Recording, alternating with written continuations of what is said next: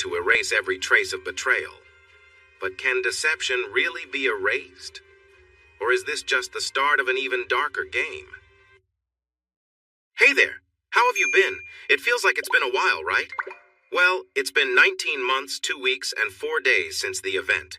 Simon and I like to call this time PE, which stands for post-event. The event refers to when my marriage ended publicly. I used the giant screen at Wrigley Field to confront my wife, Deanna, about her unfaithfulness. In case you forgot, my name is Ryan. I have 3 kids, one of whom I adopted. I also have an ex-wife, Deanna, and I live in the suburbs of Chicago now. I used to live in Crystal Lake, but let me not rush ahead. So what has changed since the event? A lot. I'm divorced now, obviously. I no longer live in Crystal Lake. After the divorce, I was granted custody of the kids because Deanna didn't have a stable job, and I had both the house and a good job. It just made sense. The judge, an older woman with big glasses, didn't seem pleased with how everything unfolded during the case.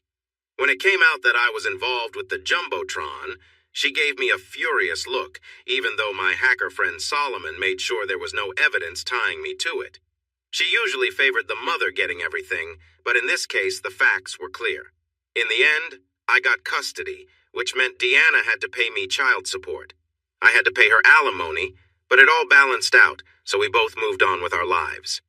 We agreed that if I sold the house, she'd get half, and I'd manage the mortgage until then. I wasn't thrilled about it, but that's how it goes.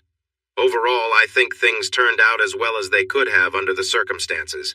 I didn't start this mess. I just had to finish it. I had to keep my life together for the kids, even though it was tough at times. Being a parent means facing challenges head-on. I can only imagine how Deanna felt waking up without the kids. But everyone makes choices, and I'm not sure I have much sympathy for those who can't own up to them. I eventually moved to Naperville.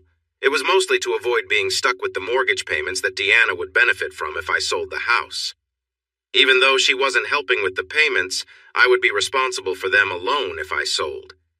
And she would still get half the money when I sold the house. I didn't think that was fair at all.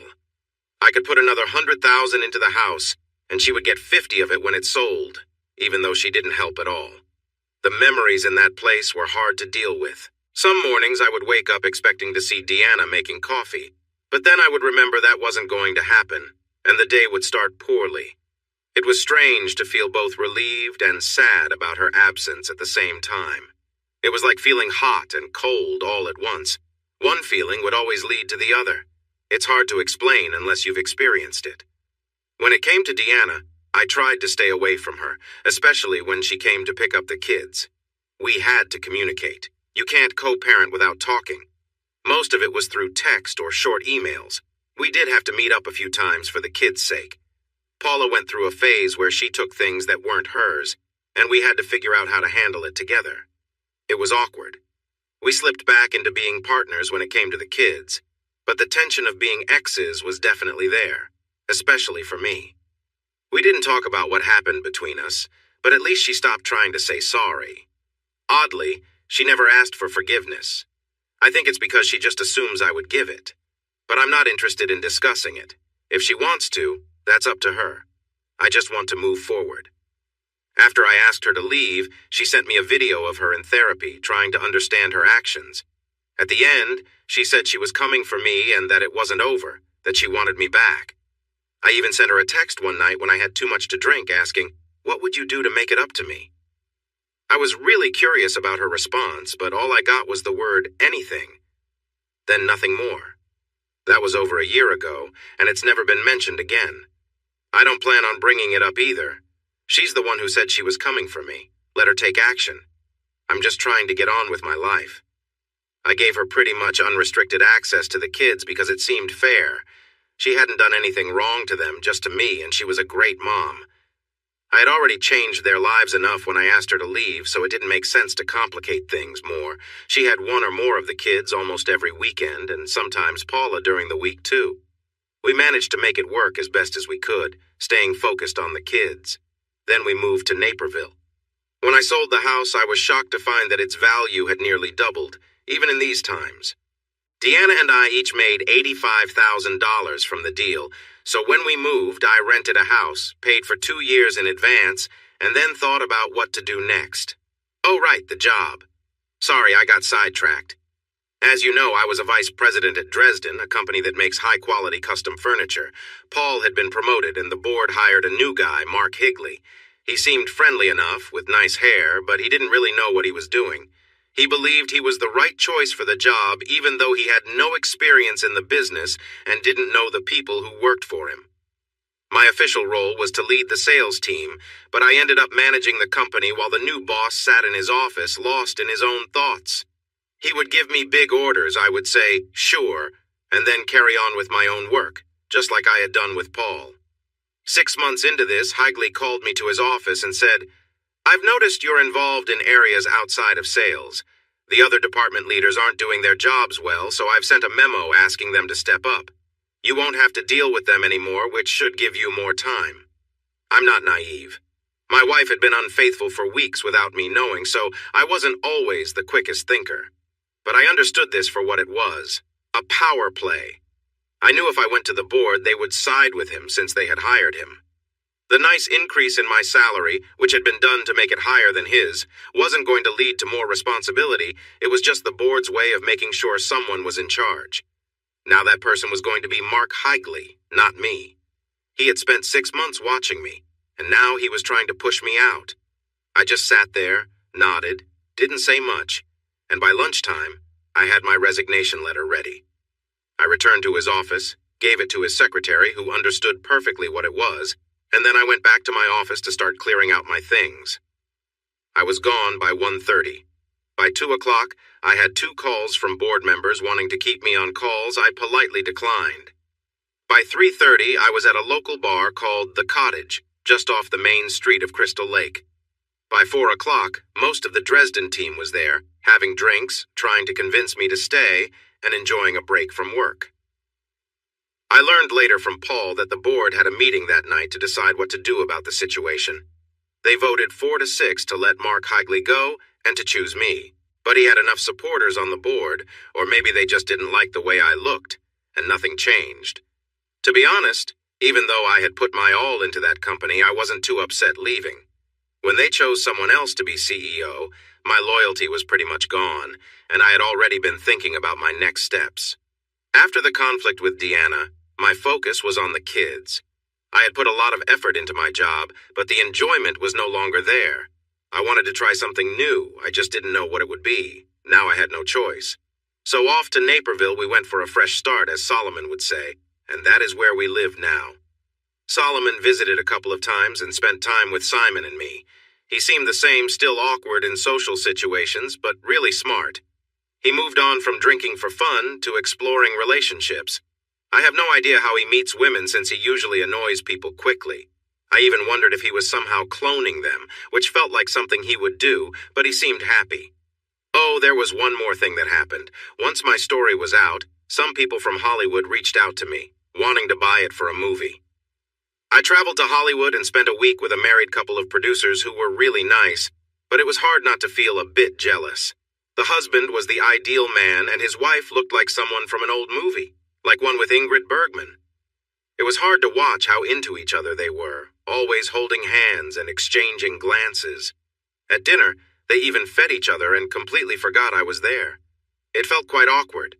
I thought a good relationship should have some teasing and disagreements, not just dreamy gazes. They had recently made a movie about a man losing weight and were trying to find new stories for a television channel.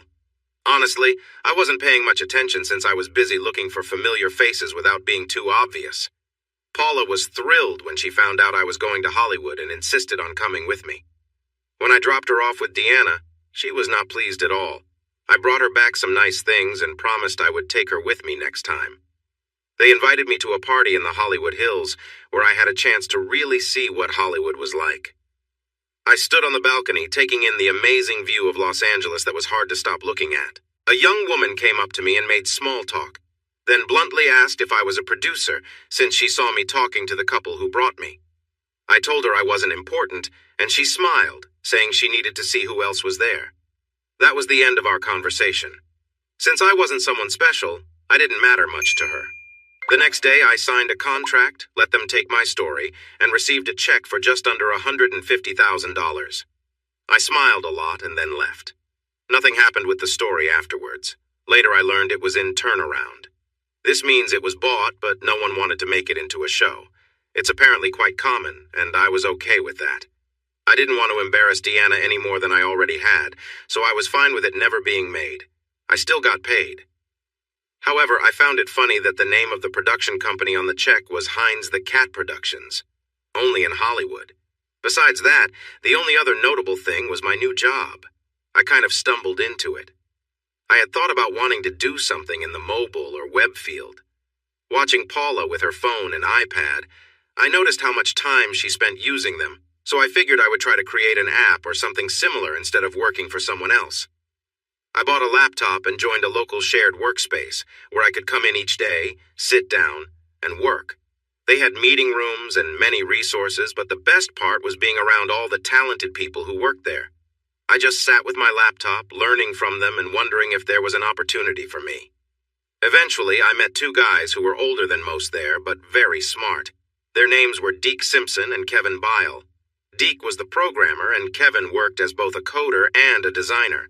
They wanted to create a game and had it all planned out, but it quickly became clear that they struggled with scheduling and making things happen. They were knowledgeable in their field, but seemed unsure about how to put everything together. They were typical tech enthusiasts. They knew their stuff, but lacked direction, and boy, could they talk. Within an hour of meeting Kevin and Deke, I learned that Kevin was a part-time sculptor and also wrote stories as a hobby. Deke created screenplays and taught Aikido. They shared so much information that I could hardly get a word in. They needed someone to help fund their game. I decided to support them. I signed a contract to fund and run the new company while they worked on a mobile card game based on a group of gods. We rented an office, and I spent a lot of time with my lawyer friend, Jonathan Brudy, preparing legal documents, and we started to develop the game. I quickly learned about video games and how they are made. Speaking of Jonathan, I became closer to him than I expected. He turned out to be very kind. He checked in on me, making sure I had a place to go during holidays or when Deanna had the kids. His wife, who I had dated before any of us were married, was also nice to me. It felt good to have friends who were not connected to Deanna. They could talk about her without worrying about seeing her. I tried dating a few times, but it didn't go well. Online dating brought some nice women, but they all seemed to have their own issues. As an ex-salesperson, I could read people's body language and tone, and many of these women were looking for something specific. One woman was very direct, saying she wanted a new father for her kids and would make it worthwhile for him. I didn't think that was a good way to start a relationship and told her so, which made her quite upset. Honestly, I wasn't very interested in dating. I had trust issues, and the hurt from Deanna's actions still affected me. I knew this. I even visited Jim, the therapist who had helped Deanna, but it didn't make much difference. He was hard to talk to, especially knowing he had heard everything Deanna shared. I went a few times, but when I didn't feel better, I stopped. I realized that when I went on dates, I had little patience. If a woman said something silly or did something that annoyed me, like flicking her hair for attention, I would get frustrated inside. I talked about this with the therapist during one of my visits, and it took time to understand that I was unconsciously comparing these new women to Deanna, and that made me uneasy. I wanted her out of my life. I didn't want to still care for her. Jim told me it was normal to compare new people to Deanna. I had been with her for years, and she was a big part of my past. It wasn't that I was still in love. It was just hard to think of someone else when I had no other reason to compare. I was looking for someone like her. Before the incident, my life with Deanna had felt really good. Now it seemed unlikely I would find someone who compared. I needed to go out with many people to see if I could find a match, someone to fill Deanna's place. The truth was, I couldn't really know what life would be like with someone else until I tried. You can't tell much about a person on a first date. People tend to show only their best side when they first meet. You don't find out their true habits until you're close with them. What Jim said made sense, though it was comforting to think I wasn't desperately in love with Deanna. Maybe I was, or maybe not. I wasn't sure anymore. Most days I was just trying to get through, so I stopped dating. I figured if I was meant to find love again, it would happen without me searching. I focused on my new business and the kids. This was just a way to cover for how low I felt about myself. I couldn't handle any more rejection, even when I was the one walking away. I hadn't heard much from Deanna besides what we needed for the kids. Despite her saying she was coming for me, life went on. We had seen the first version of the game. Most of the art wasn't ready, but it worked, and I was excited about that. Then everything changed unexpectedly. In another part of town, plans were being made for me. Deanna hit the coffee table, making the cups shake. "Ladies, listen up, it's time." The four women sitting around the table stopped chatting and looked at Deanna, who was sitting on the edge of the couch. One leaned forward and said, "You're very intense, dear." Her voice was full of sarcasm. Deanna shot her a quick glare and took a breath. "Okay, it's official. Jim gave me the go-ahead this week. Operation Ryan is a go." One of the other women picked up her cup and asked, "Are you sure? Jim said everything was okay?" "Well, he didn't say it exactly like that," Deanna replied, "but he did say I was ready to move forward in my life. He mentioned that we had talked about most things we could. He advised me to start planning and getting on with it. I take that as a good sign for my efforts to win Ryan back." "Is it really a good sign, though?" the other woman challenged. Deanna shot her a frustrated look. "Look, are you going to help or not? Making snarky comments isn't helping." "Oh, of course. I just want to make sure we're on the same page. You've been in therapy for a while, trying to figure out what you did and why. It's been a tough road. Honestly, when you wanted to join our group, I had mixed feelings. You clearly have some issues, but I believe everyone deserves a chance to get things right. I just want to be sure that before we try to change someone's life, we are doing it with good intentions." "It's not like that, Gina. I'm not trying to control anyone. I'm just trying to show Ryan that I deserve another chance. I'm not the same person I used to be. I need Ryan to see me again and to let me prove I can be someone he can trust. I want to be the partner he needs. It's not manipulation. It's about getting that opportunity." Gina leaned back, her frown clear. She was tall and fit, with arms that looked strong from working out. She wore comfortable workout clothes that showed off her figure. The other women wondered if she was actually going to the gym later, or if she just liked them because they fit so well. Gina could be blunt, always telling it like it is, but she had a big heart. She was ready to help if someone needed it, even if it meant giving away her favorite shirt, probably still a little sweaty. The women at the table exchanged looks. They all remembered sitting in similar spots, feeling the same urgency at different points in their lives. "All right. We're all here for you, Deanna. What's your plan?" another woman asked. "Thank you, Rhonda. So, here's the situation. After I sent Ryan that video, he texted me asking how I could fix the hurt between us. I replied anything, but honestly, that was the problem. I didn't know what to do, and it wasn't fair to just put that on him. He clearly didn't know either, or he wouldn't have asked. So now I need to figure out what I can do to help Ryan open his heart to me again. I understand that trust takes time to rebuild, but I have to be present for that to happen. Right now, I'm not. What I need is the chance to show him I've changed. I want him to see that I'm ready to do anything. So ladies, how can I show that?" Rhonda leaned back and looked at the women beside her. "May, what do you think?" Rhonda had long blonde hair that often needed a clip. She was of average height and weight, and she looked nice in her sundress. Her most noticeable feature was her accent. She was Finnish, from Helsinki. Rhonda was honest and did not worry much about nudity or other cultural taboos. She had a playful sparkle in her eye and was the kind of woman who could surprise you with her bold comments. May, the older woman, thought for a moment, then said, "I understand where you're coming from, but this won't be easy. You need him to see you in a new light, but also the same way as before. Your relationship needs to feel fresh, but still hold on to what made it strong in the past. You have to remind him of the good moments without bringing up the reasons it ended. It's a tricky situation, that's for sure." May was in her 60s, but looked much younger. She had let her hair go gray, which suited her well. Her clothes were stylish, showing she had some wealth without being flashy. She had nice accessories, like a designer handbag and a quality watch, hinting at her class without showing off. She also had a slight southern accent. "I have some ideas to share with you, but I want to wait for this special guest to arrive first," she added casually. Just then the doorbell rang and Deanna put down her coffee and went to answer it. "That must be them." When she opened the door, a middle-aged man in a suit stood there, smiling and holding a bottle. He had a head full of sandy hair. "Oh, thank you. That's very nice of you," Deanna said, taking the bottle. "But we won't need it for our planning." I wasn't sure if we might need it, just in case," the man said with a bit of hesitation. Deanna laughed and invited him in. "Come and meet the ladies." As the man entered, he closed the door behind him. "Everyone, this is the special guest I mentioned," Deanna announced cheerfully as she returned to the group. The women looked at the newcomer in surprise, even May setting down her coffee. No one spoke, the women looked at the man, and he looked back, creating a tense moment. Finally, Deanna broke the silence. "Oh, come on. He's just a guy. It's not like he's dangerous." May laughed, and the tension faded. "Trey, these are the girls. This is May, this is Rhonda, and that's Gina. As I mentioned at lunch, we are the Cracked Hearts Club. Girls, this is Trey Morrison. We dated a little, but it didn't work out, and now he's more like a friend." She emphasized the word friend, stretching it out for effect. May noticed Trey's eyes narrow a little when Deanna said that and made a mental note of it.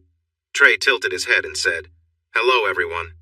Then he looked at Deanna and asked, "So, you really think these ladies will help you get your husband back? How did you all meet?" Deanna bit her lip, looking a bit embarrassed. "I found them online." Trey looked surprised. "Really?" "Sure, why not? I was in therapy and my therapist suggested finding a support group. I thought about joining a book club, but saw an ad that said, 'We help people in tough situations.' I sent an email, and a year ago I joined the group. We help each other out, share advice, that kind of thing, and we drink a lot of coffee. Every woman here has faced challenges in their marriage, so we understand each other. And these women will help you?" "Yes, they know my story. Well, everyone knows it. Ryan made sure of that. They're all willing to support me to be my backup, I guess. And I'm here for—" "You're here to offer the male perspective. Let me get you a coffee and then I'll explain everything." Deanna moved to the small kitchen in her apartment near Roselle Road in Schaumburg. If she stood on tiptoe, she could see the medieval Times Theater castle across the highway from her place. When she returned, Trey was sitting on the arm of her couch talking to the group. "And that's my job. It's not very exciting, but everyone needs insurance." "Cheers to that," said Rhonda, lifting her coffee cup. "Here you go, Trey," Deanna said, handing him a cup. "White with no sugar, right?" Trey smiled and nodded. "Now that we're all here, we can start," Deanna said, settling into the couch. "I'll summarize for Trey's benefit. He knows the basics, what happened, what I did, and what Ryan did. We've met a few times, so he's familiar with most of this. What he doesn't know is what I plan to do next." Deanna took a deep breath and began. "I've been working on a plan to win Ryan back. I was waiting until my therapist said I was ready, but I've had this in my mind all along. So here it is. I'm going to do several things to show Ryan that I need him and that he and the kids need me too. Each of the women here has a suggestion, and I plan to take them all. We're going to approach Ryan from every angle." Trey listened carefully. After a moment, he asked, "Will he realize this is a planned effort?" Deanna looked at the other women for support. "I hadn't really thought about that. I'm not sure." Trey jumped in. "If he finds out this is not genuine, it could ruin everything. You've already broken his trust and now you need to rebuild it. If he senses that you're hiding something, it could all fall apart. Honesty is the best way forward. It doesn't mean he will run away. It just means he'll see that this is a thoughtful plan." "That makes sense, Deanna," Gina added. "Now that Trey mentioned it, we should have figured this out earlier. You know him well." Deanna's expression changed for a moment. Then she smiled playfully. "I have a secret weapon. I can be open about this. For my first step, why don't you all share with Trey what we decided?" Gina smiled and started. "Each of us suggested something Deanna needs to do. For me, it's simple. She should share her journals with Ryan." Trey looked at Deanna and then at Gina with curiosity. "Usually, when someone goes to therapy, a therapist encourages them to keep a journal. It helps clarify thoughts and track progress in understanding oneself and one's actions. You're encouraged to read them again after some time. It's very personal. You write about your feelings and your thoughts. I believe sharing that with Ryan will help him see the work Deanna has done to understand herself and her feelings. It will give him a clearer view of why she's so determined to get him back. Plus," Gina continued, "it sets the stage for their next meetings. Instead of Deanna urging him to meet, he'll be the one wanting to talk." He will have questions based on what he reads if he reads it, and that will start the conversation, instead of Deanna trying to explain herself again. Trey nodded, showing a thoughtful look as if he understood something new. I understand. What's the next step? May? Deanna asked. May moved in her seat and replied, Well, family means a lot to me. I think family is everything. I told Deanna she needs to get Ryan to spend a weekend with the kids. They should pretend to be a family again like nothing happened. Just a weekend together, doing family things, having dinner, going to the zoo, and watching movies, like a normal family would. This is a big request, but if done well, it could remind him of what he has lost. Rhonda? Deanna asked. Rhonda smiled. I think my job is in bringing excitement back. Deanna needs to give Ryan a special night or weekend, something unique that shows she wants to do something special for him. We plan to send them to Vegas, where Deanna can put on a fun show for him, making the weekend unforgettable. Sorry if that sounds blunt, but it's what I mean. Relationships need closeness, and she needs to help him forget the past and create new happy memories. Trey shook his head. They will need to be really amazing to change what he remembers. Honestly, I don't see how that will work, but stranger things have happened. What about me? Do I have a job to do besides just being here? Trey asked, feeling a bit left out. We need to help Ryan with his new business. We know, and we won't go into details, that he has started a company and is working on a mobile phone game. This is a big risk for him, so we need to support him. First, we're going to manage public relations for the company without them knowing. Second, I'm going to help Ryan for a few weeks. I'm taking a break from my other work to be his office help. I'll be his receptionist, HR, office manager, everything to get him back on track. The goal is to show him what a true partner can do beyond just family. He remembers how it used to be, but he needs a reminder. I could really use some help with this, as I've not worked in an office for years, and to be honest, I didn't pay much attention when I did.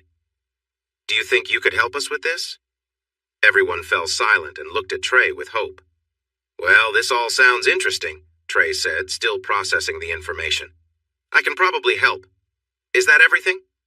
No, there is one more task I have in mind, but I need to keep it secret for now. I'm not sure if I can pull it off, and I don't want to ruin anything. So, based on what you've heard, what do you think? What advice can you offer us? The women continued to watch Trey expectantly, waiting for his response. Okay, I can only share my broad thoughts.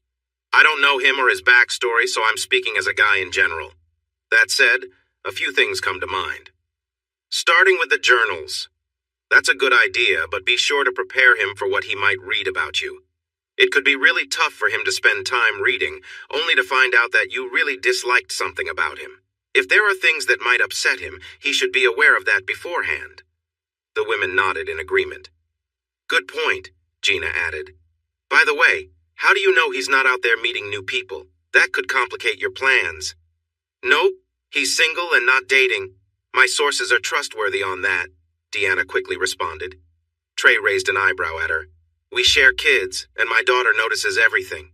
If he were dating, she would definitely tell me. She just can't keep secrets. Trey nodded, understanding her point. You'll need to give him time to read the journals and think about them. He'll probably come back with questions.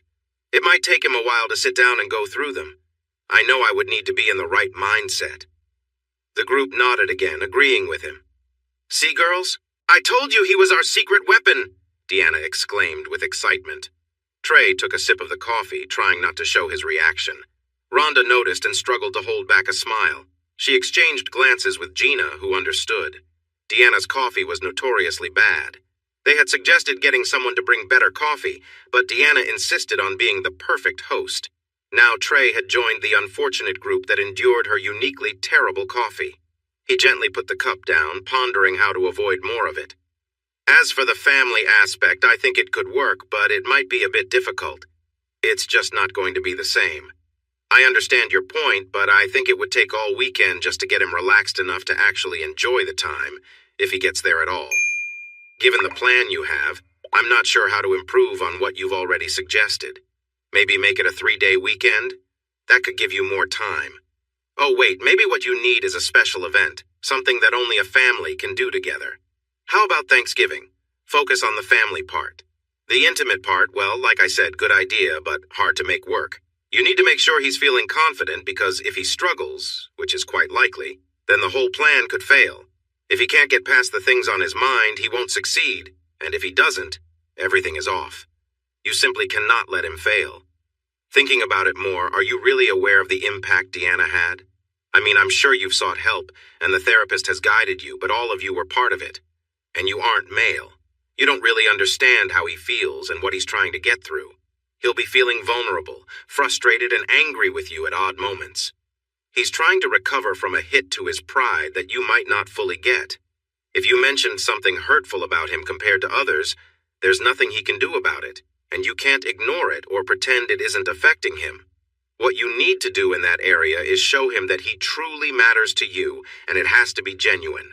If you pretend and it's not sincere, it will not work, and you need to show him that his efforts mean a lot to you, that only he can offer what you need, that it's the best, and no one else can match that. You can only create that feeling through love. He may not be the best partner, but you must make him believe he is perfect for you, without pretending or using any tricks. That's before even getting him to feel comfortable sharing that space with you. Remember, he might see you differently because of past experiences, but if you haven't been with anyone else, and you state that clearly, it can help him feel more secure. Trey looked expectantly at Deanna, who met his gaze and replied, "I'm surprised you need to ask." Trey kept looking steadily at her and finally said, "Well, you did stray from him." Deanna pulled back while May stood up. "That was unnecessary," she said sharply. "You don't think he's going to feel that way? That he won't think those thoughts? And worse?" Trey challenged May. Deanna regained her composure and looked back at Trey, her eyes fierce. "No, I haven't strayed. I tried dating a bit like you, but it didn't work. I had a few guys in my bed, but I decided to ask them to leave before it went too far when I realized their intentions." Deanna was upset and confronted me. Trey tightly closed his lips and asked, "Is that how you'll respond when Ryan says things like that?" A quiet moment followed as everyone processed Trey's words. He relaxed his posture, trying to seem friendly, while Deanna began to understand the challenge she had taken on. Deanna turned away and softly said, "Sorry, Trey." In the gentlest way he could, Trey replied, "Look, Deanna, your plan seems good and well thought out. You've been working on this for months, but I don't think it will go as smoothly as you hope. It's a big task. Still, if you're determined, I will help. Just know my help may come in unexpected ways. You seem very focused, but I don't think you fully grasp the situation. I'm here for you. I still have doubts, but I'm in." "Why don't you think it will work?" Rhonda asked boldly. "There are so many factors to consider. What you did and how he reacted. You must be really upset to pull a stunt like that. Plus, there was a long time since you were close. He could have moved on. He might not want to be reminded of the past. There are many possible problems."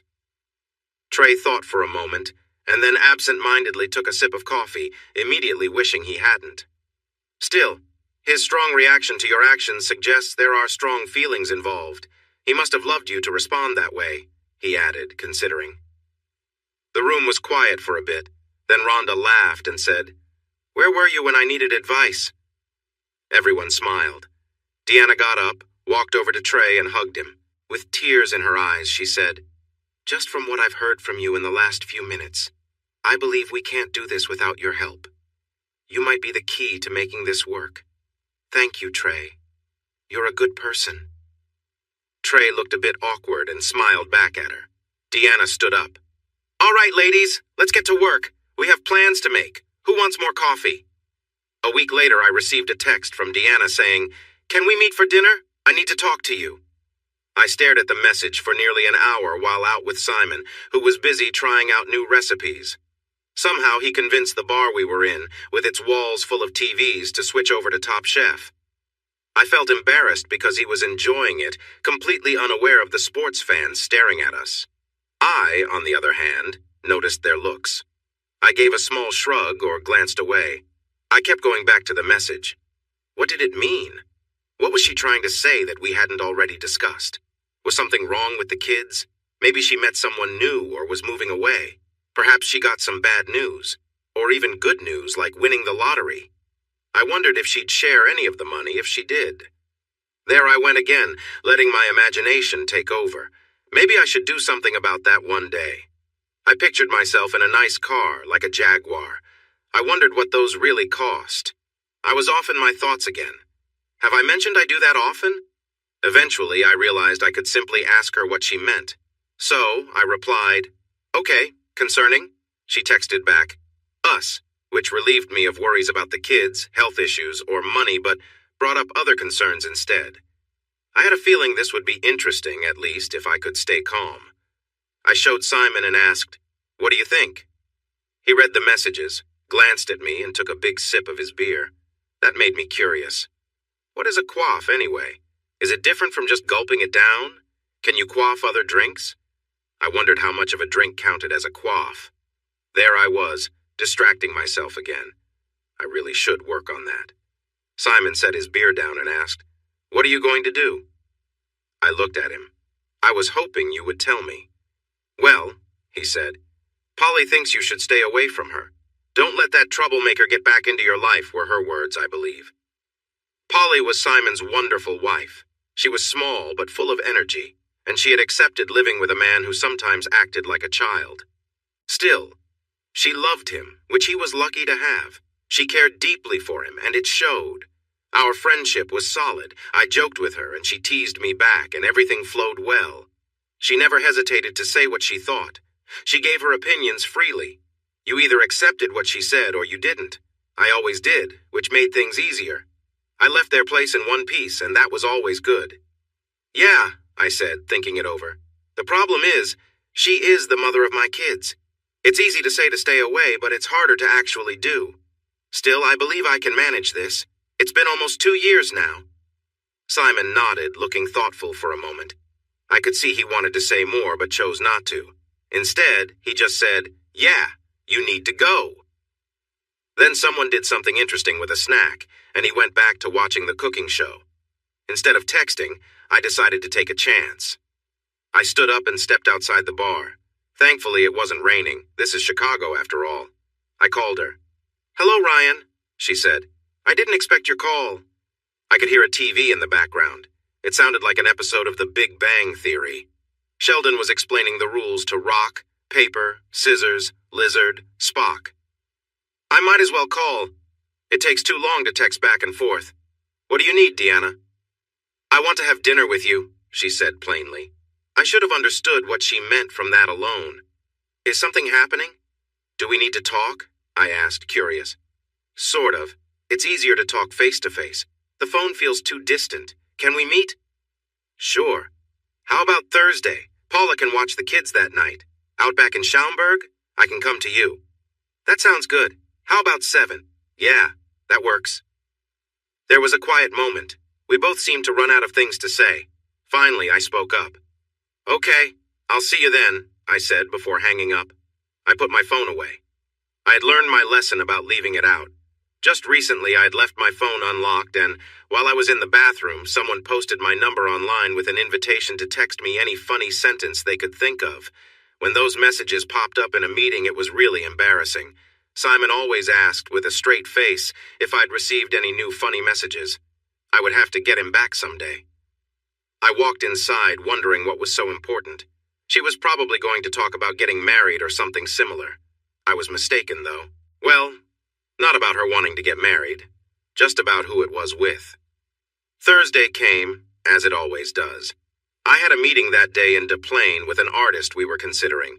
Deke, Kevin, and I were trying to figure out if he was good enough to be our art director, the person who would create the style for the game, whether it was cartoonish, serious, or something different. I had learned a lot recently, and now I understood what 8-bit meant when people talked about graphics and music. I brought the guys with me because they were better at judging talent than I was. They seemed happy with his skills, but still wanted to see more artists' work before making a final choice. I knew I had to push for a decision soon because time was passing, and it felt like we were wasting it. After we finished, they returned to the office, and I made my way to Schaumburg, to the Outback on Gulf Road. The traffic was terrible, but I managed to arrive with just 10 minutes to spare. Thankfully, I had called ahead for a table, so when Deanna arrived, I was already seated. She looked nice. I could see she had put in some effort. Her hair was neat and her makeup looked good. I even noticed her engagement ring was on her other hand, which was a bit surprising. I started to wonder what this meeting was really about. After she sat down, we exchanged the usual polite comments about how we looked and how things were going. I wasn't sure how much she knew about my life now. She was aware we had moved, especially since she picked up the kids. I thought she might have heard about my new job through Paula or Saffron. Jamie was really excited about it all. He loved video games and was eager to be a part of the game we were working on. Someone must have mentioned it. I chose not to tell the kids not to talk about me to their mom because I knew they would anyway, and I didn't want to put that pressure on them. Our waitress came over and we ordered drinks and dinner. Then we sat in silence, looking at each other. It seemed like Deanna was trying to read my expression, what for, I couldn't tell. I met her gaze, and then she shook her head, smiled, and said, "Yes, we need to talk. I have a lot to say. Can I ask that you let me finish? I have a lot on my mind, and if you interrupt, I won't be able to get it all out." I was a bit surprised, but I thought, why not? I had nothing to lose. "Sure. I promise I won't say anything until you're finished. I've had practice with that." As soon as I said it, I realized it might not have been the best choice of words. Deanna frowned for a moment before smiling weakly and replied, "I guess I deserve that." "I'm sorry," I quickly added. "That was out of line. I'll do better. Just know I'm coming from a tough place. Please go ahead." She nodded, refocusing on what she needed to say. "Okay, remember I told you I wouldn't let you go? That I'd find a way back into your life?" I nodded. There wasn't much else to respond with. "Well, I know you haven't heard from me lately. I've been in therapy with Jim Vonnie. I know you've seen him a few times too." I nodded again. I had nothing more to say. "It's been a long journey for me to understand myself.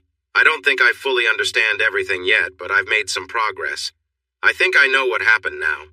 No, that's not the point of our conversation." I noticed her fidget a bit.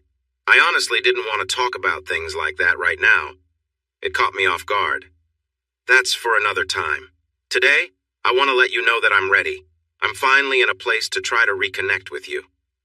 There was a brief pause as I took that in. The waitress arrived with our drinks and appetizers.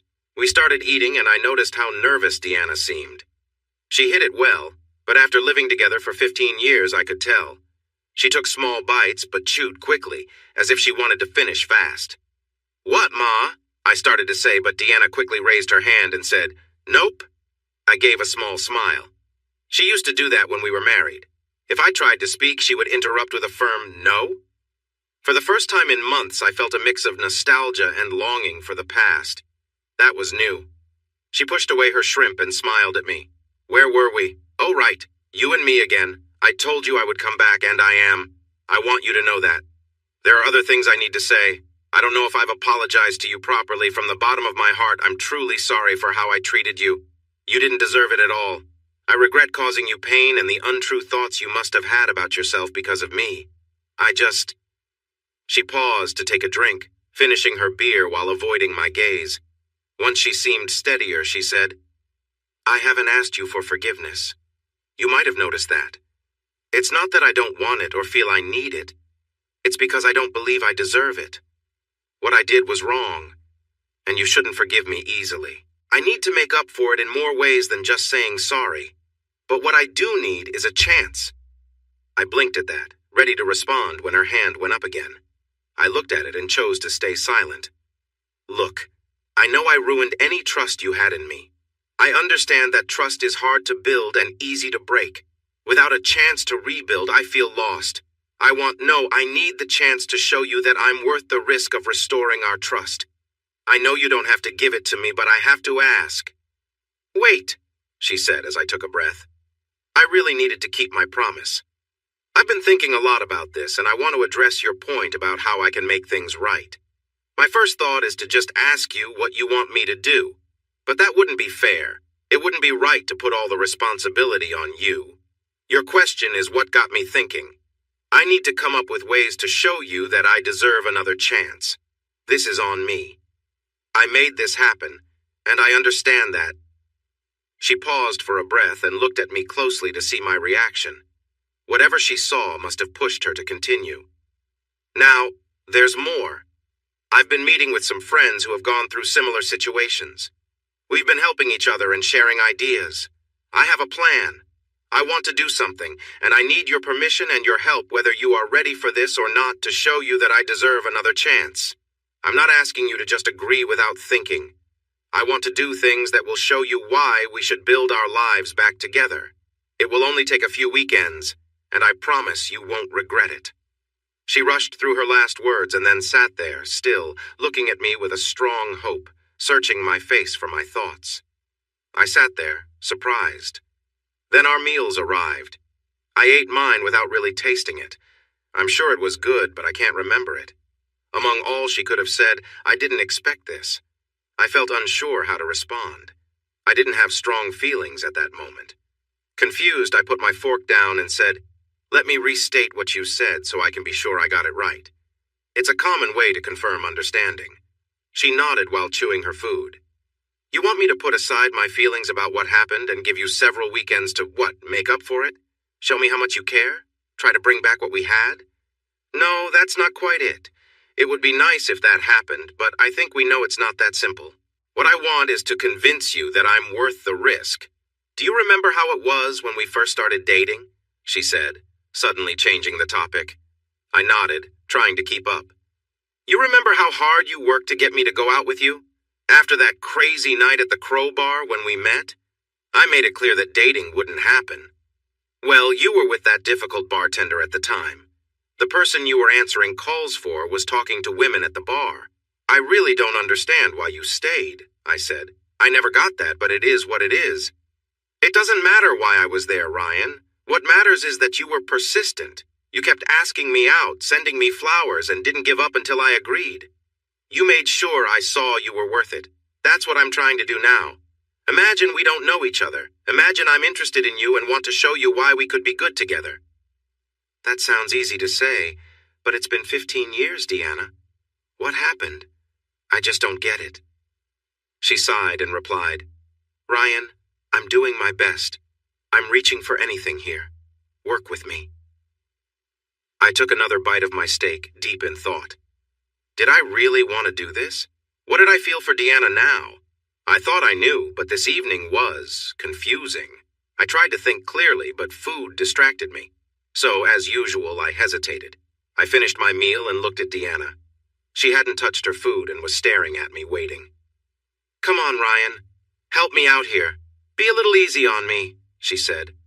I wiped my hands and face with the napkin, trying to calm down. Silly, I know. I tossed the napkin aside and said, "That's a lot to throw at me, Deanna. To be honest, I'm not sure what I think yet. I won't say yes, but I won't say no either. Let me think about it, and I promise I'll get back to you, all right?" She bit her lip, clearly hoping for a yes right then, but at least it wasn't a no. "I guess that's something to work with?" She seemed let down. "You realize this is a big step for me, right? Reaching out like this? I know you could just say no, but I've worked hard to get here, and I want you to understand why. I really need you. You are my partner, my friend, my everything. I can't let that go. I just can't. I need you in my life." I looked at her and could tell she was hoping I would say something encouraging. I took a deep breath and said, "I understand, but you have to see things from my side. I didn't do anything wrong, but I feel the effects every single day." I hadn't meant to sound harsh, but it slipped out. She turned her eyes away.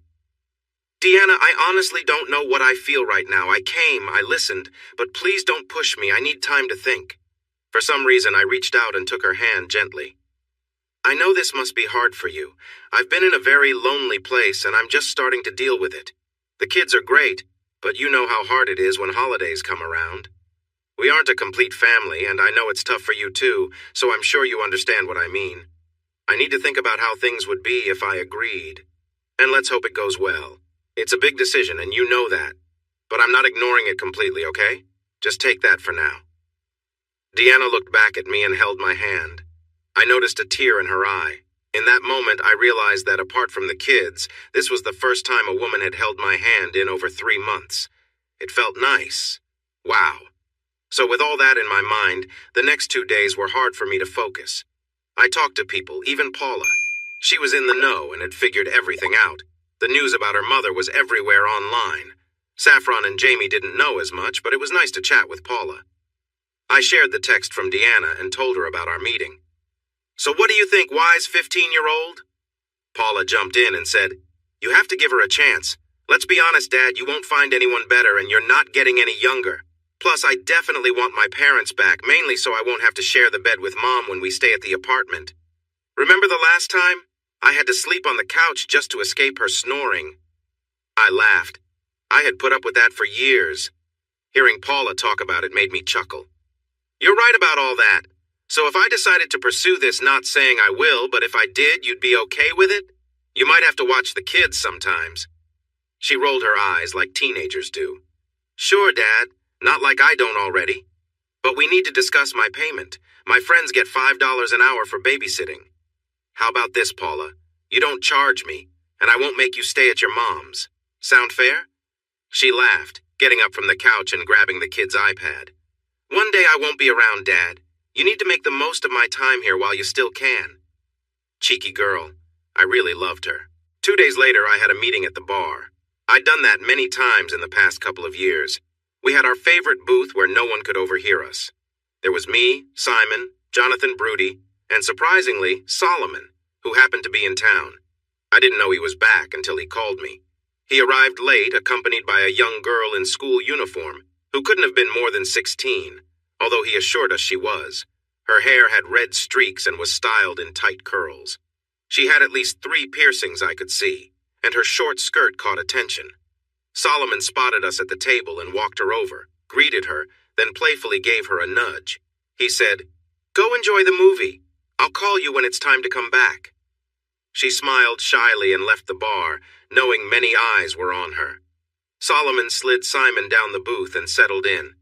I nodded toward the girl as she left and said, Really, Solomon? He chuckled and responded with his usual bluntness. Oh, she's cute, and you know how adventurous she can be.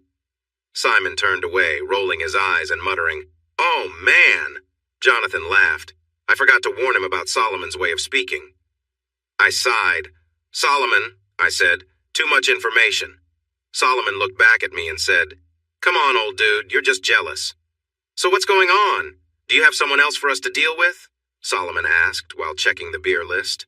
I heard from Deanna. She wants another chance. Really? Are you thinking about giving her one? Or maybe more? Solomon teased.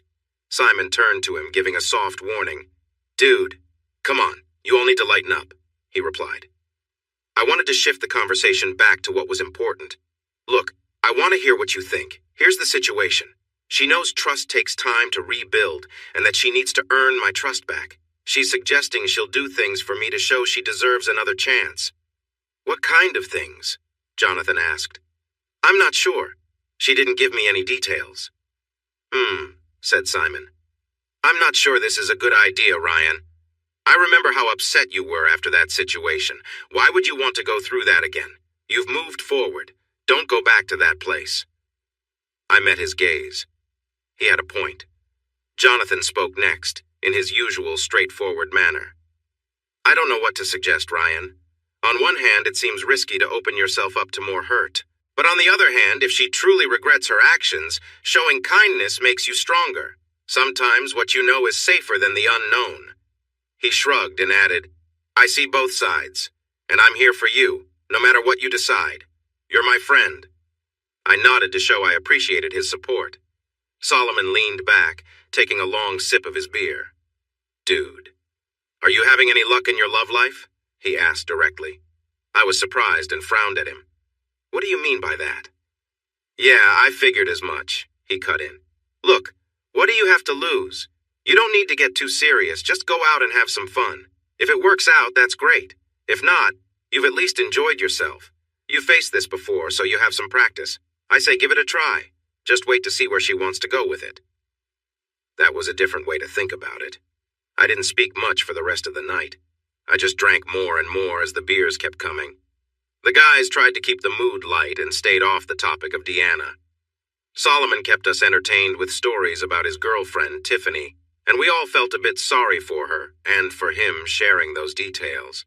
We asked him for more stories, wanting to know everything. I knew we would struggle to look her in the eye when she came to pick him up. By 11, I was pretty buzzed, and I suddenly decided to text Deanna. I didn't want to call. She'd realize I was tipsy, just like I knew she would be nervous. I didn't want her to think my message was just a drunken impulse, even though it kind of was.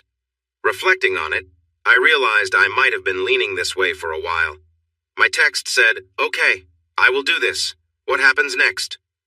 I received a quick reply, "You have no idea how happy you just made me. Dinner, tomorrow, my place, 7. I replied with "okay," and that was it. The decision was made. I just hoped my hangover wouldn't be too bad. I realized I was stepping into a situation where past feelings and unresolved issues could come back. But if I was honest, I hadn't really moved on in my life. I had tried, but hadn't succeeded, and if this was what I needed to resolve some of that in any direction, then so be it. I arrived early. I knew where she lived. I had picked up the kids a couple of times, but I had never been inside. The apartment complex was nice and well kept. Deanna seemed to be doing well. I knew she worked in planning events. Sometimes she would need me to watch the kids for a weekend because she was busy with a conference. I also knew she had a blog about interior design. I didn't know if it was popular, but I read it from time to time out of curiosity. I wasn't really into decorating, so I wouldn't know the difference between a throw pillow and a regular pillow. I suspected that most people didn't either, and it was more about appearance than anything else. So there I was, with a bottle in hand. I was curious about what would happen next. What I ended up doing was not much. Well, that's 2 words, but you get the idea. I knocked on the door and she opened it, looking fantastic once again. I stepped inside, chuckling a bit as I handed her the bottle. Deanna asked, "What's so funny?" I felt I should be honest. "Oh, just this situation. This place, you." She looked a little surprised. "What do you mean?" "Well, just look at you. You look amazing, you smell nice, and dinner smells wonderful. If we got back together, you know it wouldn't stay this way for long." Luckily, she understood my point and said, "Yeah, I guess I went all out a little. Want me to change into something simpler?" She was talking about the night we first met at a club in Chicago. It was Halloween, and she had dressed up in a cool outfit while I was in a Roman gladiator costume. I couldn't help but laugh at that memory, and she looked at me, puzzled. I replied, "Yes, you could still pull that off, but me as a gladiator now? No one wants to see that." She smiled softly and went into the kitchen to open the bottle. Dinner was something I really liked. Deanna's chicken pot pie was out of this world. As I ate, I remembered how much I had missed this time together. We talked about the kids and our jobs. I explained what I was doing with my new video game projects and how I met the people I was working with. I sensed she was worried about the risks I was taking, but she stayed supportive. Then she shared what she was up to, talking about how she started helping organize some events at a car show. She had been living beside one of the models and got invited to the show. While there, she saw that one of the organizers hadn't arrived, so she stepped in to help the models get where they needed to go. The company running the show was impressed with her willingness to help. They offered her a part-time job planning different events. Even though their main office was downtown, she could work from home, getting paid well for her efforts. She mentioned that her job would require her to be at some events to assist speakers and handle hotel matters. She rolled her eyes about how demanding some people could be and admitted that some of the conference topics were incredibly boring. She once sat through a geology conference that nearly put her to sleep, but she was happy. She found her work interesting, and it was part-time some of the time, full-time when a conference was coming up. She earned enough money and met many different people. I wondered why she wasn't approached more often at those events. I knew how people acted away from home at conferences, and there she was looking nice, being efficient, and importantly, single. Then I thought, why do I care? I realized that I still did care, not in an angry way, but in a way that still mattered to me. I guessed I would spend some time thinking about my feelings after the night was over. We talked about everything except why I was really there. Once we were finished, I pushed my chair back and let out a little noise, and she rolled her eyes at me. "Are you finished? Because you really looked like you were enjoying the food there." "Hey, you invited me," I replied, pretending to be annoyed. "If you didn't want me to enjoy the food, why cook it?" "Right. I think we should start that conversation," she said. "Don't worry, it's not scary or anything. Well, it is for me. You have nothing to worry about." I sat there, unsure of what to say. "Okay, so if you are ready, here's how it works. I have several things to do for you. The first one is tonight. I shifted a bit in the chair, feeling uneasy. I could sense where this was heading. No, nothing like that. Still thinking too much, I see, she said with a smile. Let me tell you about the first task. It's to share my journals. Since what happened and when I first met Jim, I've been keeping a journal. Just a few sentences each day about my thoughts and feelings. It's meant to be a record of my journey to understand myself better. Sounds a bit over the top, doesn't it? I smiled and nodded. A little. Yeah, I thought so too, but it helps me to write things down, even though it's hard to keep up every night. Anyway, I've tried my best. There's a lot in there. Some days I felt a lot to say. Ryan, I want you to read them. There was a short pause. I didn't really understand why she wanted this. Just as I was about to ask, it must have shown on my face because Deanna said, "Why?" Because it will show you where I've been for the past 18 months. What I've been doing, why, my feelings, all of it. It's the best way for me to share how I've been trying to rebuild my life and my self-respect again. I think it might help you understand, and it will probably bring up questions which we can use to start more conversations. I could see her point. She got up and went to another room, then returned with 3 notebooks and handed them to me. I opened one of the notebooks and saw her neat handwriting inside. I looked up and asked, "You didn't type it up?" She shrugged and replied, "I didn't have a laptop back then. Writing something out makes it feel more real." I glanced at the books again and she said, "Some of what's in there might upset you, Ryan. I didn't mean to be harsh, but at first I had a lot of anger because of how things ended between us. I think you can see why. It took me a while to accept my role in everything. I knew what I did, but I wasn't ready to fully face it. There's some frustration in there that you might not like. Please understand it shows how much I've changed." I set the book down with the others and said calmly, "Okay, I understand.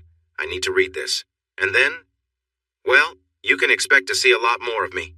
I want to meet at least twice a week. We'll have a lot to talk about based on those notebooks," she said, pointing to them. "And after we finish, we'll spend a weekend together, where I'll be around a lot. I won't go into too many details right now, just when it's time to discuss it. For now, your homework is to read." I raised my eyebrows and nodded. This wasn't what I expected for the evening, but that was all right. The idea of being close with Deanna made me a bit nervous, to be honest. But that was fine, although I felt a little let down that she didn't seem eager for it. It was all rather confusing. The rest of the evening went well. She had made a pavlova, a Russian dessert, knowing it was one of my favorites. She really went all out, and it was delicious. I even had 2 servings. So what? If I was going to be called greedy, I might as well enjoy it, right? I said goodnight at 10 p.m., gathered up the notebooks, placed my hand on her arm, and kissed her on the cheek. I felt her tremble as I did, which made me think she was more nervous than I was, and that secretly pleased me. Over the next 4 nights, I read her journals. I hadn't planned on reading them so soon. I meant to set them aside for a bit to sort out my feelings first. I had things to do with the kids. Jamie was now in 1st grade and struggling with adding tens and hundreds together, so we pulled out some M&Ms for that evening's lesson. Saffron was working on a report about King Tut, and Paula was figuring out what science fair project she wanted to do. I kept suggesting she do a survey on how many people enjoyed science fair projects and ask her class, but she just stared at me with calm eyes like her mom's and then returned to the iPad, where she was looking for ideas on Pinterest. That night, after they were tucked in bed, I poured myself a glass of whiskey, took out the books, settled back on the couch, and began to read. Deanna was right. I didn't really like some of the early things she wrote. There was a lot of anger in those first entries. She was upset with me, with the guy she was with her friend Crystal, and even with herself. She was angry about my actions, the choices that led her to be in that situation, her life now without the kids, and her money troubles. It felt like she was unhappy about everything. I was hurt by some of the excuses she used for her actions. I could see she was putting the blame on me for things that had gone wrong in her life, but it still affected me. It was painful.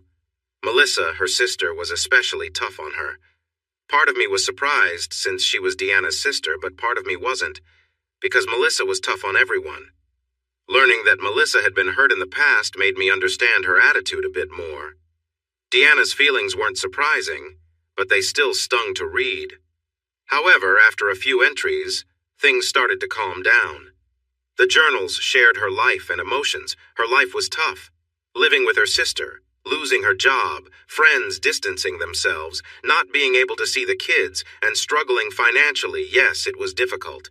I didn't have much sympathy, though. She had a part in creating her problems. I felt conflicted. On one hand, I remembered her as my wife of over 15 years, and I felt for her. On the other hand, the part of me that felt betrayed just shrugged and thought, well, don't make those choices then. About a month later, she got a job at a retail store. It wasn't perfect, but it helped her get by. She found a small apartment and moved out from her sister's place. The tone of her entries began to shift. She started to reflect on her actions. I could see the therapy helping as her anger seemed to lessen, and she started to really think about what she had done and why she had done it. The first thing I noticed was her understanding of the effects of her choices on her life and mine. She didn't fully grasp the reasons behind her actions yet, but she was starting to explore the impacts. There were several entries about her dating experiences and her feelings about them. She seemed to be doing this because she felt a chance had opened up for her. She had already faced the consequences of her earlier choices, so she wanted to see what else was out there. See if she could find someone else for me. From her messages, it seemed like her attempts to move on hadn't gone any better than mine. This was somewhat comforting, even if I didn't understand why I felt that way. In the end, I just shrugged it off. No one likes the thought of someone else taking their place. That was my way of thinking, and I was set on it. Then she began to understand what she had done. She started to realize the effects of her actions and her part in it all. While this was a positive step, the truth hit her hard, or at least that's how it sounded in her writing. She had seen her friend Crystal Riggs again. Crystal had been unfaithful to her husband, Charlie. I had caught her and used that to learn about what Deanna was doing. I had warned Crystal to stop her actions, which made Deanna very upset because she believed Crystal faced little consequence compared to her. Looking back, Deanna might have had a point. I had forced Crystal to be kind to her husband, while Deanna ended up getting a divorce. There was a lot of unfairness in that. Slowly, she started to pick herself up. She spoke about not blaming me for how I reacted. It became more interesting as she began to think about my feelings. She wondered where I was, what I was doing, and who I was with. She even thought about whether I blamed myself. That's when she decided to make and send me a video of her speaking to a therapist. She felt very sad that she couldn't talk to me directly. She understood why, but wanted to ease my worries as much as she could. She wanted to clear it up that I wasn't to blame for what happened. It was all on her. Once she sent that, her tone became more peaceful. She shared about going to a car show and the new chance she had embraced. She mentioned creating a blog since she had been an interior designer before. Even if she wasn't working in that field now, she was still talking about it.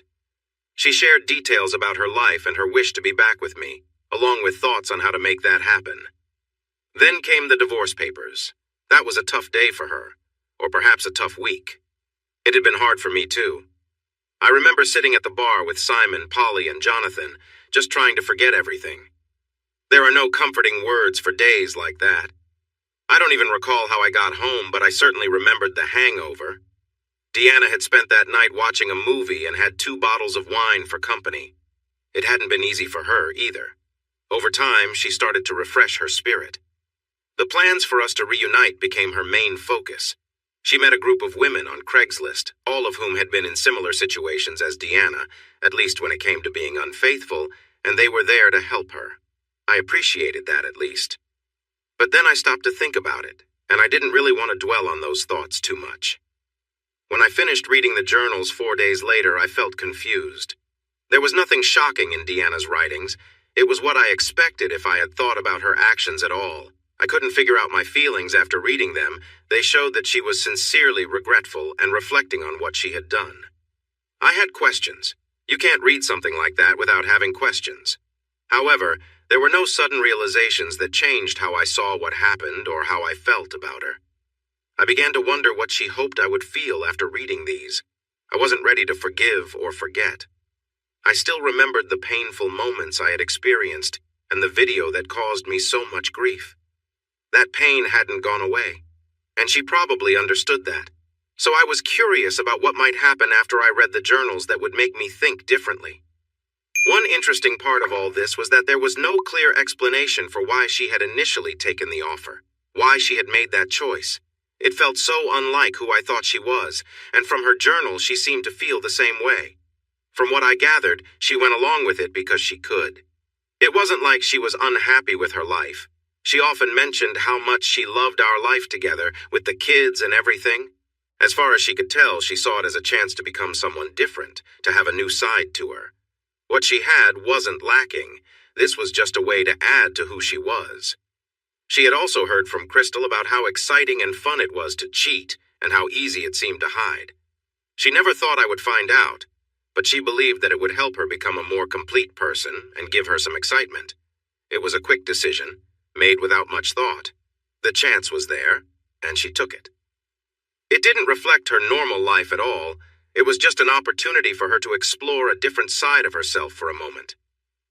I did wonder about that because it made me think, why do you want to be someone else when you keep saying you love who you are? But that was a question for later, when we could talk in person. Then something risky happened, and she found out something new about herself. That's when everything changed. There was no way she would share that with me. How could you tell your partner that the thrill of being caught makes things more exciting without explaining how you figured that out? This kept her secret going longer than it really should have. I couldn't help but smile at the thought of how long an affair was supposed to last. After reading her writings, I concluded that Deanna felt truly sorry. She realized what she had done, although she didn't fully grasp how much it affected me. But what she did understand really shook her. I saw that she wanted me back so badly, and she had worked hard to figure out how to make that happen. I had questions about some of the things she wrote, and I knew I needed to share my feelings. I wanted her to know how deeply she had hurt me. As I thought about it, tears came to my eyes. I was back in Madison finding out about her unfaithfulness, and it took me a long time to calm myself. I realized she had a tough path ahead to earn back my trust. Deanna asked the hostess if Mr. Morrison had arrived and was led directly to his table. He stood up as she sat down and asked the hostess for some water.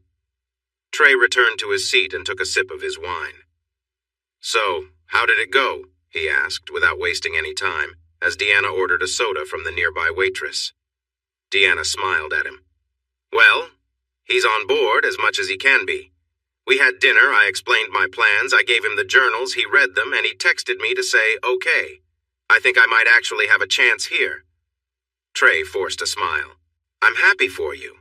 What comes next in your plan?" "Well, we're having dinner together twice a week, and in 2 weeks we have a long family weekend planned.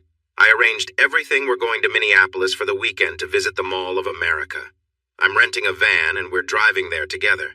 Spending time in the car together will be good for us." Trey nodded slowly, swirling his wine in the glass and thinking, "I have an idea. Do you, exercise?" Deanna looked at him sideways, a look many women give when asked something they think is too personal. "Well, it's not really your concern, but no," she replied in a bit of a frosty tone. "I'm sorry, I didn't mean to pry," Trey said, putting the wine glass down again. "I had a thought. What if you and Ryan tried a sport together? Something team-based, where you need to work together. If you try something new together, it could help you grow as a team, doing something healthy together." His voice trailed off as Deanna kept staring at him. "What? Great. Idea," she said with excitement. "What should we do? Racquetball?" "I'm not sure enough about Ryan to give suggestions. It's more of a thought than a solid plan, but it could help you spend more time together. It doesn't matter what the sport is, as long as you're starting and growing together." Deanna smiled with enthusiasm. "That's brilliant. Trey, you're so clever." She took a sip of her drink and then asked a bit shyly, "Did you ever do this with your wife?" "I tried. She wasn't really interested." "What sport did you pick?" Trey shifted a bit in his chair, looking at Deanna. "Well, my sport is golf. It's not bad, actually, but what she chose, well, it was—" He looked away and mumbled something. Deanna leaned in and said, "What?" There was a moment of silence while Trey shifted again, avoiding eye contact with Deanna. "Table tennis. There, I said it. It was a complete disaster." Deanna tried not to giggle, but a soft laugh slipped out. "I played table tennis in college," she admitted once she composed herself. I'm sure it went better for you than it did for me with my ex, replied Trey, trying to regain his composure. Deanna smiled at him kindly. I still don't understand why it didn't work between you two.